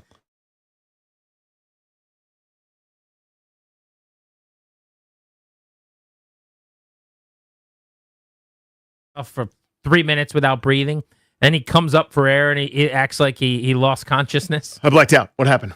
Basically, I could run through all of these names without breathing and then do the Will Ferrell thing where I'm like, where am I? What happened? So here are the guys that didn't practice today. John Bates, who missed the game Sunday, calf and groin. Noah Brown, who missed the game Sunday, groin and knee. By the way, it's not even like everyone has one injury. They're just dealing with two injuries. If there's a slash in there. Somehow Percy Butler only has a hip injury. That's good. Only good one. for Percy. Come on. He didn't practice. Ja'Cory Krosky-Merritt. Beal. He was on the show yesterday. I guess we should have asked him how his knee was doing. He did not practice with a knee. I'm not worried about that one. I'll bet you he practices tomorrow. If he doesn't practice tomorrow, let's have a different conversation. Mm-hmm. Zach Ertz didn't practice. In his case, it's just because he is older. Old. And they constantly have him not practice. Yep. So NIR rest is what they call it. Not injury related. Terry McLaurin didn't practice. Quad. Still getting opinions. And then Von Miller, Daron Payne, and Laramie Tunsil all didn't practice because of rest. So you don't have to worry about those guys. Trey Amos was limited with a calf. Stick aside, I think this is the first good news we've gotten. The fact that he's not a DNP after coming out of that game with the calf injury, I feel like that's a big deal and positive. That is you're right. That's the first bit of relatively good news. That it's still a thing, but it's less of a thing than maybe I was worried about. None of the other guys that left the game with an injury Yeah. were limited today. None of the other guys that missed the game Sunday trying to come back this week were limited today. So Trey Amos is it. Jayden Daniels, knee, limited. I guess that's very positive because he did something. But again, he was limited on Friday. That has been 5 days ago. So how much progress was there? We don't know how much more he did. They don't have to tell us. And then Colson Yankoff, ankle, full participation in practice. Am I allowed to say his name on the radio? I think I am. You could say that. Yeah. Colson Yankoff out, or a full go today, was out on the practice field with an ankle. Because that one's fine. Like, you could say that in a sentence. Like, I yanked off my pants. So? That doesn't matter. Like, it means you took your pants off. Darius is getting near the button here. I just had to dump that. He doesn't. No, you didn't. I'm telling you didn't. That one was fine. He doesn't like where this is going. But anyway, Colson Yankoff is he's back on the practice field. Did you see on the read option play where Mariota fumbled, where he gained the 23 yards? Sick play. Colson Yankoff was flying in front of him. He was out front, a million miles an hour. That was pretty fun. Just ready to blow somebody up. What an injury report. So the question for you guys is, you just heard the JD5 presser. Did it make you feel any differently? It increased how much of a chance I give him to play by about 10%. Probably shouldn't have. Danny was unfazed. I still don't think he plays. I went from this guy's not playing to this guy's probably not playing. I went from 25 to 30. So it increased. It's up, but not that much. Let's go to Justin in Columbia on the Fan. What's up, buddy? What up, Grant Danny? Thanks for taking my call. Got it, dude. You got it. As far as the offensive side of the ball, I'm not worried. I believe in Cliff Kingsbury play calling and Marcus Mariota's ability. As far as the defensive side, I might still have PTSD from the Rivera era, but good running backs scare me, and Bijan Robinson's really good. So good. If Deron Payne was hurt, I'd probably be a little more nervous than I am. But I believe in the offensive side. I think they can go without Terry and JD5 for one more week, but they can't let Bijan go off because he played well last year when we played them. Well, luckily last year Zach Robinson forgot that he was on his team at halftime, and they stopped giving Bijan Robinson the football. And so if they could somehow get that to happen again, I would like their chances a little bit more.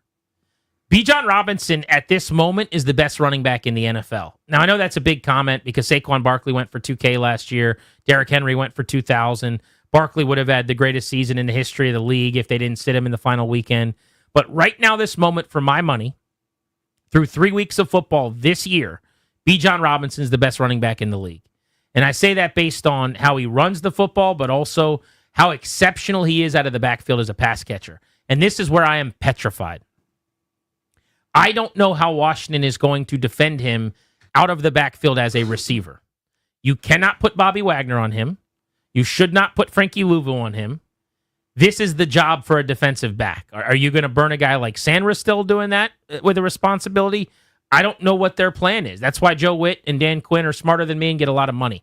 All I can do is sit here and be fearful that he's going to chew you up. They have a game where they get shut out and beat 30-0, and he was still really, really good. Ran 13 times for over 70 yards, and he ended up catching 5 passes for like 8 yards per catch. I think it was 5 grabs in the game for 40 yards as a receiver. He's now had at least 90 scrimmage yards in 8 consecutive games. There's no slowing this guy down. He's exceptional outside zone, pin and pull stuff, power, all the tosses, the things that they run out wide. Washington had fits with that last year. He and Atlanta crushed them with that last year. Mm-hmm. And he just can't be tackled in space. When you look at that outside stuff that I'm talking about, so he's gained 159 of his 239 total rushing yards, Danny, outside the tackles this season, second most in the NFL. He has been effective at breaking tackles out there. 139 yards after contact, 4.2 per play, top 5 in the league in that over the last 3 years, including this year. So for me, that's where I'm petrified. Outside running game. Yep.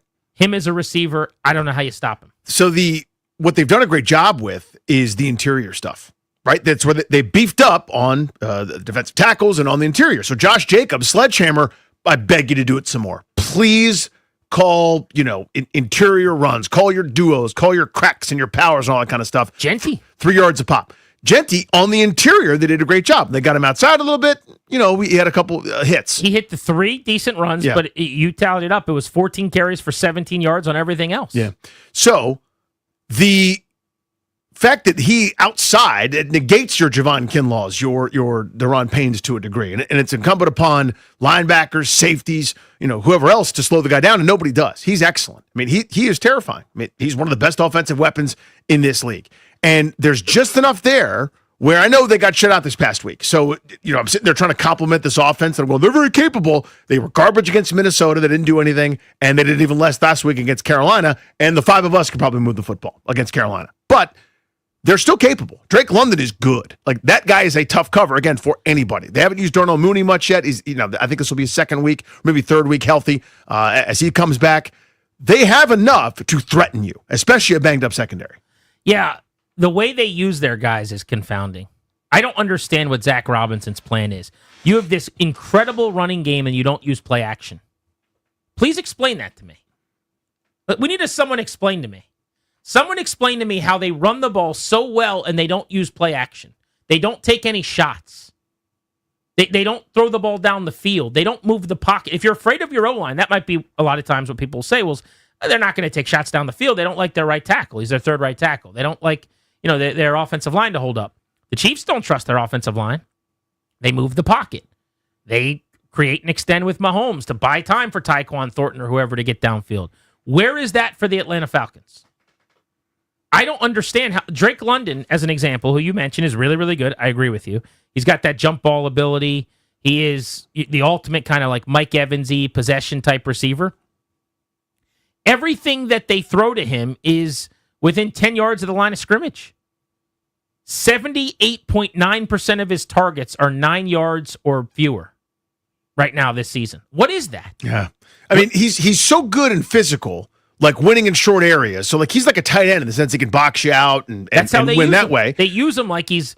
Logan made the comment when we were talking, and we're going to break down the Falcons tomorrow on the pod, but like we were just kind of chopping it up on Atlanta. He's like, when he watches the Falcons, he thinks they use Drake London like Travis Kelce, but like not prime Travis Kelce, like old Travis Kelce. Right. And I guess my point is I would use that too. That's helpful. 3rd and 5, short area. I saw, for example, the other before Mike Evans pulled his hamstring, it was a goal-to-go situation. You got Mike Evans one-on-one. That is stealing. That's the top of your screen. Quick little one-step, false step out, cuts in front of the defender. He's big, he's strong, you can't get around him. That's an easy touchdown on that slant. Use Drake London that way. Also, where's the other part? Where's that, more than 7-8 yards down the field type stuff? And don't tell me that, Penix can't get it there. He doesn't have the Michael Vick cannon arm. We could throw it 100 yards in the air from his knee or whatever, Kyle Bowler style. But there's still more in that offense. Has to be somehow, some way. Maybe this is the week they discover it. I would look at some of that Raider film where whoever Trey Tucker is running wild and free like a pony in slow motion on one of those dumb romantic movies rather. Like there are all sorts of options against the secondary. I would try to do some of those things. Bijan Robinson has the 4th most missed tackles and generated the 3rd most missed tackle yards this season in the NFL. So this defense, way better against the run. This will be their biggest test yet. Let's go to Bargov in Gaithersburg on the Fan. You just heard the Jayden Daniels press conference here. What does that do for how you feel about him playing? What up, guys? I'm feeling good, honestly, based on his comments, based on just, how it's feeling. I think he's going to play. I would still be cool with him sitting and playing against the Chargers, but I do think he's going to play. Quick point, real quick, just about JD off the field. To your point, Grant, this is pure fan fiction. I don't know anything about his private life, obviously. I know there's that narrative about his mom kind of heavily regulating his life or his dating life. This is a little bit of a hot take. I don't want him pulling a Money Manziel and spending it every Friday and Saturday with the boys. But, I do hope he's letting his hair down a little bit, not living overly militaristic, maybe going on some dates, Papa's in or two, just relax, stay loose a little bit. So hopefully he's doing that. His mom's not overly regulating his life in that realm. So thanks, guys. Appreciate you. I'm sure he's having a good time. He was at a WNBA game with Bobby Wagner a couple weeks ago. I've seen him at Wizards games. I think he's been at a Nats game. He was cutting up and having a good time with the boys at the Caps game during the playoffs. My guess is he has a pretty fun experience whenever he wants to with his teammates and his friends, whoever they are. Occasionally he'll get on Instagram Live out and about in California or whatever. I'm not overly concerned about like him, not to use your parlance, like letting his hair down. Yeah, it's hard for me to decide like what I want in that regard. I don't know. I mean, to me, the reason I'm not a fan of his dating life, if that makes any sense. Like I'm a fan of the football player and the leader that is going to has delivered me so much joy already. Then I hope that continues. Right. So I understand the point, but it's not something I usually concern myself with a ton. Like totally. The only time and I'm not ripping you. The only time it affects me is when you're ineligible. Like in other words, when you're selfish acts. I'm not talking about Jayden Daniels, but anybody. It was so important to me to have so much fun that I now am ruled ineligible by the NFL because I screwed up in some way. Because I drag raced or I was at a nightclub doing something I shouldn't have been doing. The only time that's when it impacts me. Other than that, Godspeed. Yeah, I kind of feel that way. I mean, it's not our business per se what you do when you leave the facility, as long as you're not getting in trouble. I mean, do whatever you want to do. It's not up to us. Why would we have anything to say about that? But I know what it looks like for most of the really good quarterbacks in the league. Guys like Patrick Mahomes and Josh Allen and Joe Burrow. I've seen them on the Netflix series. I know what it looks like for guys that get every ounce of their skill out of themselves, that overachieve like a Kirk Cousins, They spend millions of dollars on their body. They got, wife, husband, masseuse teams coming to their house 3 days a week to like make sure their neck and feet are okay. They're hooking up to wires, contraptions to try to read their brain waves. You know what I'm saying? Like, that's what it looks like. Mm-hmm. You're not just out there shucking and jiving and kicking it at the bar every single night until 2 a.m. Yeah, they're not putting a clause in your contract that says, please study. All of our football conversation, some of which is non-even football. That's right, dating life. Presented by Paramount Plus. You can't count on much, but you can always count on Sundays with the NFL on CBS and Paramount Plus. Watch your local NFL game all season long, kicking off with a nice Week 4 matchup for Washington and Atlanta against the Falcons. Visit ParamountPlus.com/NFL to get started today. Next, I want to talk about the Terry McLaurin injury, and you know what's going to happen. Now, if he misses a game and he's hurt, people are going to say it had something to do with the summer. Is that reasonable? This is the Fan.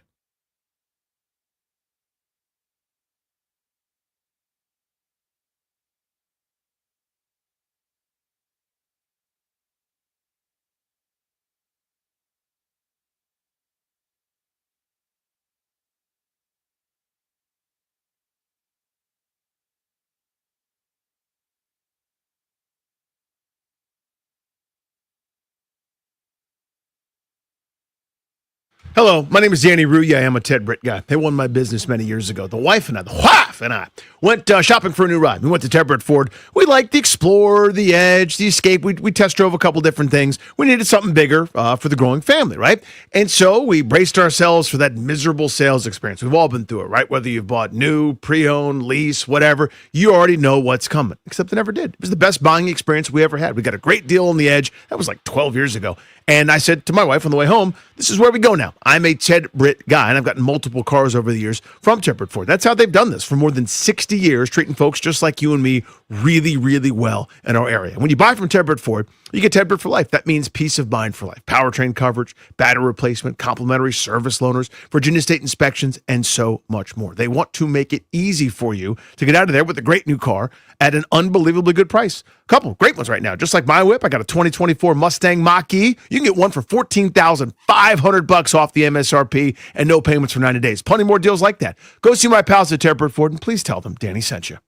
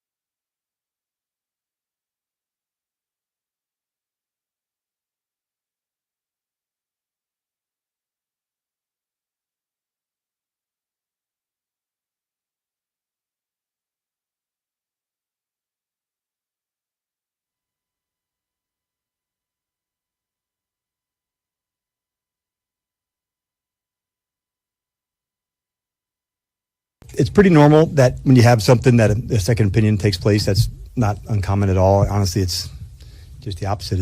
It's really common. Almost everybody does that in some spaces. So as we get into, I'll have a better answer, as I get closer to, or as I get into Friday, then we'll have a sense for, okay, where does it look like for Sunday? That's Dan Quinn, the head coach of the Commanders. Welcome back, Grant and Danny on the Fan. At 6 o'clock, we'll catch up with Will Fleming. He's one of the voices of Red Sox baseball, but the reason we're having him on today is because the Nationals hired one of the top rising star executives from the Boston organization, and they are now turning their front office over to someone from outside the organization. Fresh set of eyes, fresh ideas, completely revamped and overhauled the way the Red Sox draft and develop. And now Paul Taboni will be asked to do that here in D.C. with the Nationals. So we'll get Will's insight on a guy that he's gotten to know very, very well over the last several seasons at Fenway Park. But Danny, the Terry McLaurin injury is interesting because I've already seen the discourse begin now. And it's, as you'd imagine, fairly divisive. It doesn't need to be. But you've got people who are very angry and upset that Terry McLaurin has gotten hurt after holding out, because the point was all along, hey, you risk injury when you play football, period. CeeDee Lamb didn't hold out, got hurt. Mike Evans didn't hold out, got hurt. But you up the risk of injury playing football after you miss a month's worth of practices and the ramping up period, and the soft tissue stuff can happen. It happened during a tackle. There's no way to know if he would have gotten hurt, right? Whether he played in every practice and was at camp all month or not. But the fact is, when you get hurt after you hold out and you don't show up for almost all of training camp, you are opening yourself up to the criticism when you do. And a guy that has played in 71 straight games, who's been one of the modern-day Iron Men here for the Commanders, who has not missed a game in over 4 seasons, who is, if you count playoff games, it's up to 75 or so games without missing a game, is now on the verge of missing one, it would appear. Oh, by the way, through 3 games in now 6 seasons of NFL football, this is the lowest catch total he's ever had with 10 catches. So this has not been a great start to the year, any way you look at it, for Terry McLaurin. But what do you make of the dialogue now between the people very angry about people that are, I guess, taking a victory lap on, see, he should have been at practice, and then the people that are quick to do that? Yeah, you said the key phrase here. We don't know. There's no possible way, and this is the thing I said initially, because I think I was a pretty loud voice when we reached a certain point in the calendar. All right, it's time to end it. Go to practice. Get ready for football, please. You're now impacting the year. The year has now been impacted. But to me, we'll never know if that football play resulted in the injury, or if if his muscle fibers were that much more reinforced because of having been on the grass for all the practice time, or would he have gotten off to a faster start? Didn't get off to a fast start last year, by the way, during a career year. Would the numbers have been better through 2 games? I don't know if they beat the Green Bay Packers if he's at practice for an extra week, but sure would have loved to have found out, right? So I don't think it's fair to slam the gavel in any kind of definitive. But I also do think it's fair to ask the question, because this to me was the point. There's no guarantee one way or the other. The reason we have practices, the reason we have training camps, the reason the structure is this way is that it's the best practice. And whenever you do anything to get ready to play the sport, you need to actually go through all those steps. They'd love to talk about the return to play. Well, that's part of it. That's really what we're doing here when you go through training camp. Everybody's in their return to play mode, because they're not coming back from injury. They're coming back from inactivity. They're coming back from not being in football shape. There's a reason all these milestones happen. There's a reason the coaches sit down through all hours of the night going, okay, on Tuesday we're going to hit, and then we'll go in shells on Wednesday. Thursday's 2 walkthroughs. Friday we're practicing at 8. They're not just doing that for fun. They're not just throwing darts at a board to figure it out. It is the best way that we have found to get your team ready to play football. And there's still no settled science on it. Everyone's doing the best they can. Ready, and that's my point, to get your body ready. So it is absolutely fair to say the production hasn't been anywhere near the level that it should be or has been in the past. And you also you were on the field for 2 days with Jayden Daniels before the season started. So yeah, I mean, the thing I pointed out after we got to a certain point, you are more than welcome and correct to demand and fight for everything you could possibly fight for. Once you now crossed over that fight into you are damaging our mission, even if the damage is minor, then I'm no longer an advocate for you. I'm now hey man, it's time to go practice football. And that's kind of what happened to me. So he had 2 catches for 27 yards in the opener. He had 5 catches for 48 yards in the Green Bay game. A lot of those late in that game, kind of in the blowout, but they happened. And then he had 3 catches for 74 yards against the Raiders, including the long catch and run where he looked like Terry McLaurin. And I thought probably should have been awarded a 57-yard touchdown. They ruled him down at the 1-yard line. I still haven't seen an angle where his knee was down, but I'll take their word for it. Regardless, though, of those 56 yards, that's over a third of his productivity this season. So you look at it, and it's a staircase going up, which is good, from 27 yards week 1 to 48 week 2 to 74 week 3. You look at it, and you see, all right, a 74-yard game, you do that over 17 games, that's going to get you to about 1,260 yards. That's number one wide receiver type stuff, so we'll take it. But if you take that one play, it's one snap on a kind of a greatly designed thing by Cliff where he was wide open, then it was 2 catches for 18 yards in that game. I mean, he would have played in the fourth quarter if not for that play where he got hurt. So maybe it ends up being a 4 or 5 catch day and the yardage are better. But, we're talking about another 20-ish yard game. And this was my point I brought up a lot this offseason was he had as many sub 30-yard games last year as he did 100-yard games. So it's not like this is new. This is part of the offense and how it operates and how it runs. You're not going to necessarily dominate if you're a wide receiver in this passing scheme, I don't think. But when you couple, he's never only had 10 catches through 3 games. His previous low was 12, and early in his career it was 19 and 16 and 16, I think, in his first 3 seasons, comparatively, to right now. And now he's hurt, which doesn't happen either. Could be a coincidence, for sure. But you left open the possibility for any kind of criticism that comes. You either get to, the stuff you control, you either do everything you can or you don't. And this year he didn't. Right. And here we are. But, it's going to be I'm sure toxic, and I've seen people screaming at each other all day long. But the fact is, hopefully he gets right, he gets healthy, he starts producing at his normal level, and by the end of the year, this is a distant memory.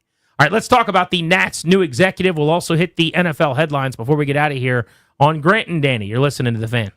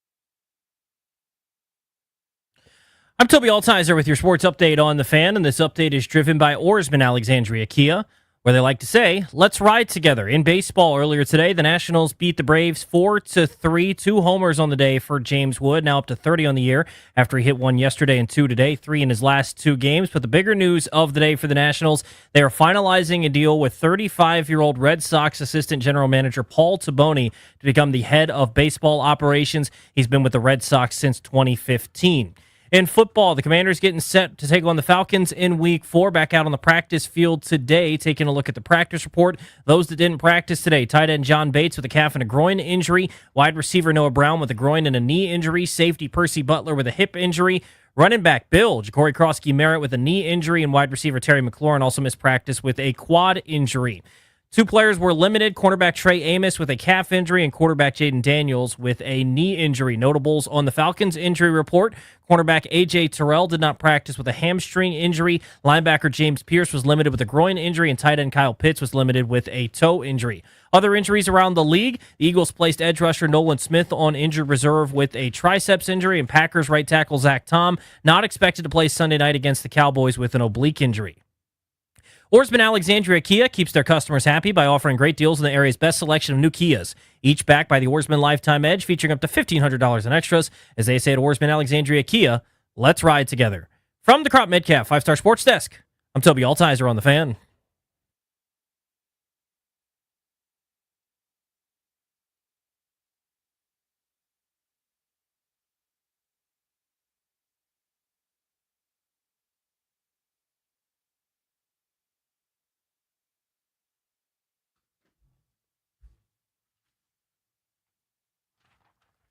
With Danny, I'm Grant. This is The Fan. We're welcoming you back for the stretch run here. Final half hour of the show. We'll take you up to 6:30. The Nats already played today and are in the win column, so we don't have to get out of the way for Nats pregame tonight. The show's brought to you exclusively by the law firm Condori & Murat. They feature estate planning, elder law, real estate transactions, probate administration. Their attorneys are always there to protect you and your family's assets. Schedule a free consultation with their team today by visiting kmlawyers.com. And be sure to let them know that we sent you. That's kmlawyers.com. Let's go to the Rude Guest Hotline. Rude, the most reliable heating and air conditioning products in the DMV. And welcome on friend of the program and a former colleague of ours here at The Fan, who's now heard as the play-by-play broadcaster for the Boston Red Sox. You hear him on EEI, see him on ESPN. Will Fleming is with us. Will, it is good to talk to you again, man. How are you? I'm great. Is Bill Merritt going to play? What do we got on the Commanders this weekend? How are you guys? What's up, buddy? We had him on the show yesterday. We didn't know enough to ask him about his knee. So right now I'm going to say he was in good spirits. I'm going to say yes, he will play, and then we'll have to text you tomorrow if we change our mind. I love it. And I always appreciate your updates. We're sitting here at the Rogers Center in front of a huge game, and happy to talk to you guys, I'm sure, about Paul Taboni, but I'm a huge fan of your show. I always tune in to check in on DC Sports, and thrilled to be on with you. Oh, you're the best. Means a lot, brother. Thank you. I wanted to do St. Albans, St. Stephen's stuff, but I guess we'll do Taboni, too. We can do that. Go. Danny thinks you guys may have played against each other based on your ages. We definitely did, and you guys were an absolute juggernaut until my senior year. I was class of 97. I'm not sure when you graduated. Yeah, me too. Yeah, and we did finally get you my senior year. Finally. We won the first IAC, but you guys were the best team in the conference. I'm sure that this is what everybody is tuning into and drive time to listen to. But, yeah, we finally got the juggernaut that was St. Albans, but it's great to see the great things that Danny's done since then. Please tell me you were a pitcher and you struck out Danny. That would be, or that you No, were, but his boy Kerry Mushaw did, throwing about 64. or that you were a pitcher and he took you deep. One or the other. No, so Dave Mason caught and played at Duke. Jack Richardson was an all-IC shortstop and pitcher. He was really good, too. They had a really good team that year. God, that's amazing you remember all that stuff. I mean, that again, not to bore everybody, but those times in my life, I just remember them like they were yesterday. And all those guys remain such close friends of mine, and it's such a special time in anybody's life. But that little IAC conference at that time, I think it's probably gotten a little bit more recruited and all those things since then. But that was a glorious time. All right, so we will ask you about the wild card race here before we get done. Boston is a game up and 4 back in the division as they play Toronto at Rogers Center, but let's just talk about the news of the day here. And the reason we got you on, which, as you said, is Paul Taboni. This is, for people that don't know, a rising star. He's just 35 years old. He's gone from an intern at one point in time now to running a baseball operation in his mid-30s, but it's a meteoric rise in Boston. So tell us about Taboni and how he became the president of baseball operations. It sounds like is going to be the title for the Nationals at 35. Well, I mean, I think you guys will get a chance to meet him pretty soon, and I'm sure you'll have him on all the time. He's one of my favorite people that I've ever known in baseball. And I think what Paul does so well, and the reason that he has become such a star, is he balances, to me, the two essential things in baseball, which right now in the modern game, by a lot of these new age GMs, are not balanced. And that is, you have to know all the new wave stuff. You've got to lean into the technology. You're not just hiding in a cave and ignoring this stuff, which he leans into it. He's a big proponent of a lot of the scouting stuff, and I'm sure you've heard the word driveline a lot today when talking to people about him. And he's into that stuff. But to me, he pairs that with what is his superpower, and that is a real investment in people. Like, I think his emotional intelligence is maybe his best strength, which is saying a lot, because this is a guy who ran drafts for the Red Sox, and he was out on the road talking to parents of high school and college kids and found sort of a secret sauce between, kind of tools and personality traits and things that really then paired with a great development system, which, by the way, he developed, has really borne a lot of fruit for the Red Sox. So I think the combination of a curiosity about what's great about this game and what the new tools that are at everybody's disposal, but also a real humility. And I think that's another word that really comes to mind with Paul for me, is humility. I can't tell you guys how many times I've been in dugouts with him, with guys like Will Middlebrooks and Kevin Millar, and we have conversations with him about young players and their development and what's going on with Christian Campbell or Marcelo Meyer. And Paul answers questions with questions to former players like, well, you were in this situation. What would you think about this kind of a struggle against this kind of a pitch? So I just think he's kind of an open book and a wonderful, curious human being, coupled with he's got this huge brain that obviously sort of takes in all the stuff that baseball executives need to have in their toolkit. So I think it's a home run hire. I think it's really important that the Nationals support him with the same things the Red Sox have supported Craig Breslow and Paul with. That obviously is the next big step, an unanswered question. How much leeway does he get to hire his own people? How much resource allocation does he get at all levels, minor league and big leagues? That's the next step for the Nats, but I would be encouraged if I'm a Nationals fan today, because it seems to me that the willingness to bring him on. Look, Paul could have had a lot of jobs. I mean, this is one of the guys who is in every process, who was named at every opening, including ours, by the way, a couple of years ago. So I would imagine that he and his agent and all the folks in this process said, all right, if I'm going to come here, these things need to be there for me. So I think it's really encouraging for the Nats. Well, I had a buddy who started off as a scout and wanted to be a GM, and he basically was told, like, hey, I'll help you get a job at the league office. You can learn about salary and arbitration and all those, boring things that scouts don't normally deal with, and that kind of helped him on his track. This doesn't sound like he obviously had his kind of own in-house training as he took on more and more, but give me an example that sort of parallels that. In other words, he came up as a scout. What's something that he learned and now kind of is part of his toolkit? Well, I mean, first of all, I think the cool thing is in the last couple of years, not only have they empowered him to run drafts and pick guys like Campbell and Anthony and all these stars of the future and present for the Red Sox, but I think he's now been very involved in high-level contract negotiations with some of these players. Like, I know he was very involved with Roman Anthony, and that turns out to be sort of like the modern generation Ronald Acuna deal. I really think that. I mean, I think Roman Anthony's going to be the next superstar in the game, and they got him for $130 million. And I know that Paul was instrumental in that, and I think that goes back to his knowing the player, knowing the family, and knowing what makes him tick and what he wants. I mean, I just think that I don't know that I have an exact specific 3 or 4 answers to your question, Danny, but I would just say that he has just been full on into every aspect of the organization and is one of these guys who just wants to take on as much as the organization has been willing to give him. Like, yeah, he was a great amateur scout and he identified high school and college attributes that lead to future prospects and pros, But then he also got into the arbitration side of things and the salary negotiations, and he was in the room talking about trade pieces and all of those things. Like, I just, as you guys know, when you do what I do, I'm talking to these front office guys about 25 different kinds of things. Not only is it, what's this prospect look like? What are we looking for in this draft? What do we need at this trade deadline? And by the way, what goes into all of those decisions?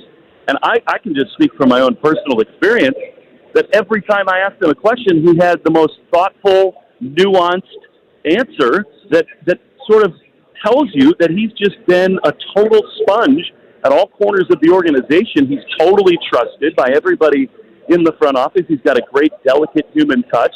And I just think that he is a guy who also maybe knows what he doesn't know all the time and will bring in other people who are maybe more expert at some of that stuff. But I think there's not many things that a modern baseball executive needs to do that he's not really sort of Class A in already. Will Fleming, one of the voices of Red Sox baseball, with us on Grant and Danny here on The Fan. You mentioned that he blends both backgrounds, right? He has been a scout. He's got the data and analytics side as well. What bucket would you put him in on a binary? Is he an analytics guy or is he a scouting guy? Oh, man. You know, what's cool is I want to take the cop-out and say he's right in between the two. Yeah. But I think in the modern game, you'd be lying if you said that any of these guys who are going to get these jobs and run teams aren't at least a tick or two towards analytics. But again, it's like everything else. Like, is Adam Peters pro analytics? Of course he is. But did he bring back Bobby Wagner because he's a leader and Zach Ertz in the locker room? Yes. And so I think, I'm not trying to tell you that Paul Taboni is the next Adam Peters. That would be a big leap given what Adam has done in even just a year there. But I think he potentially has that kind of a future in terms of just making use of all of the tools and technologies available and also blending them with the human side of things. Like, he is invested in everybody at almost every level of the minor league system and big league club in what their life looks like, what their development path looks like. I cannot remember a time where I asked him about a player at Double-A or in the big leagues, and he didn't have a long, detailed answer about what they're working through, what the off-season plan coming up looks like. So he might slant a little bit toward analytics, but he knows it's a people business. He knows that at the end of the day, it's a game played by human beings, and so you got to support them. I just think that he does the perfect job of balancing those things, and I'm excited to see what he does in D.C. I've had him on my SiriusXM prospect show before because he was running their system at one point. And to your point, like his breadth of knowledge on all those players was always very, very impressive. How much credit do you think he deserves for their renaissance from a scouting and player development standpoint over the last 5-6 years? A ton. I mean, I think he ran the draft room basically. I mean, there were other people involved, Rickard and Pearson and some other guys in the organization who now, oversee the entire draft system. But I can tell you that he was trusted completely and was the driving force behind a lot of the scouting reports that went into, especially the amateur picks that they made. I think that the one thing that he's done, and maybe this answers Danny's question a little bit more accurately, is the thing that they've empowered Paul to do in Boston the last couple of years is he has learned so much stuff. This is a guy who visits Driveline and all these other academies and is in the weeds with these people about what it is that makes athletes and hitters and ball players perform at the highest levels. So he's looking for that in prospects and players, but then what they've emboldened him to do is put that at every layer of the minor league system. And whether it's, technology-based swing analysis, all the biomechanics that all of our pitchers are now leaning into, it takes real organizational buy-in and, by the way, dollars and investment to get the tools in place to do that. And, again, I hope that the Nats give him that, because if he's given the resources, I think it's going to be a very quick, sort of turnaround. The Nats have a really nice young player pool, and I'm sure that's one of the reasons he was drawn to the job there. I think he sees a lot of promise in their young talent pool, and I promise you that in the same way that he did, he's got a great chance to improve the upside of a lot of the young players the Nats have. Okay, Will Fleming with us here on G&D, and you live into my question, Will. It's a different ball game down here currently, the way it's been the last several years in terms of ownership, spending, investment, involvement, et cetera. It's impossible to say because we don't know yet. We don't know how engaged people are going to be in that office. But how did he navigate because it's easy to say, hey, I need this, this, and that. And then if you get it, great. If not, it's convincing ownership or the higher levels to open up the checkbook, et cetera. If you don't show results, what happens there? I guess the question is, how do you think he'll be able to navigate it where it's not a $200 million paywall right now? It's a tenth of that. It's a very difficult question to answer because I just don't know enough about the inner workings on the Nats side, right?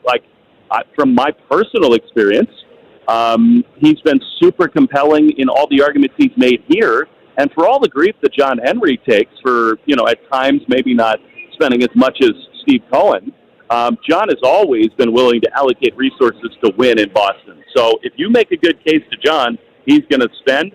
I don't know that the Lerners have proven that yet. Now, the fact that they fired Mike, who, by the way, I loved. I had a great relationship with him in the way that you guys do, too. I think Mike was a great old-school baseball guy. But I think as the postmortems kind of came out and you learned about all of the ways in which the Nats didn't invest and the whole system was just, light years behind, I think maybe the ownership, I think it's a good owner, not Dan Snyder, a good owner hires people to do their jobs and leaves them alone. And maybe at all times is not turning over every rock and saying, well, what's the field coordinator looking like in the minor leagues? That's not really the job of an owner. And then when things fail as much and as drastically as they did in DC, then all of a sudden you kind of run an autopsy and you realize how far behind the rest of the game you are.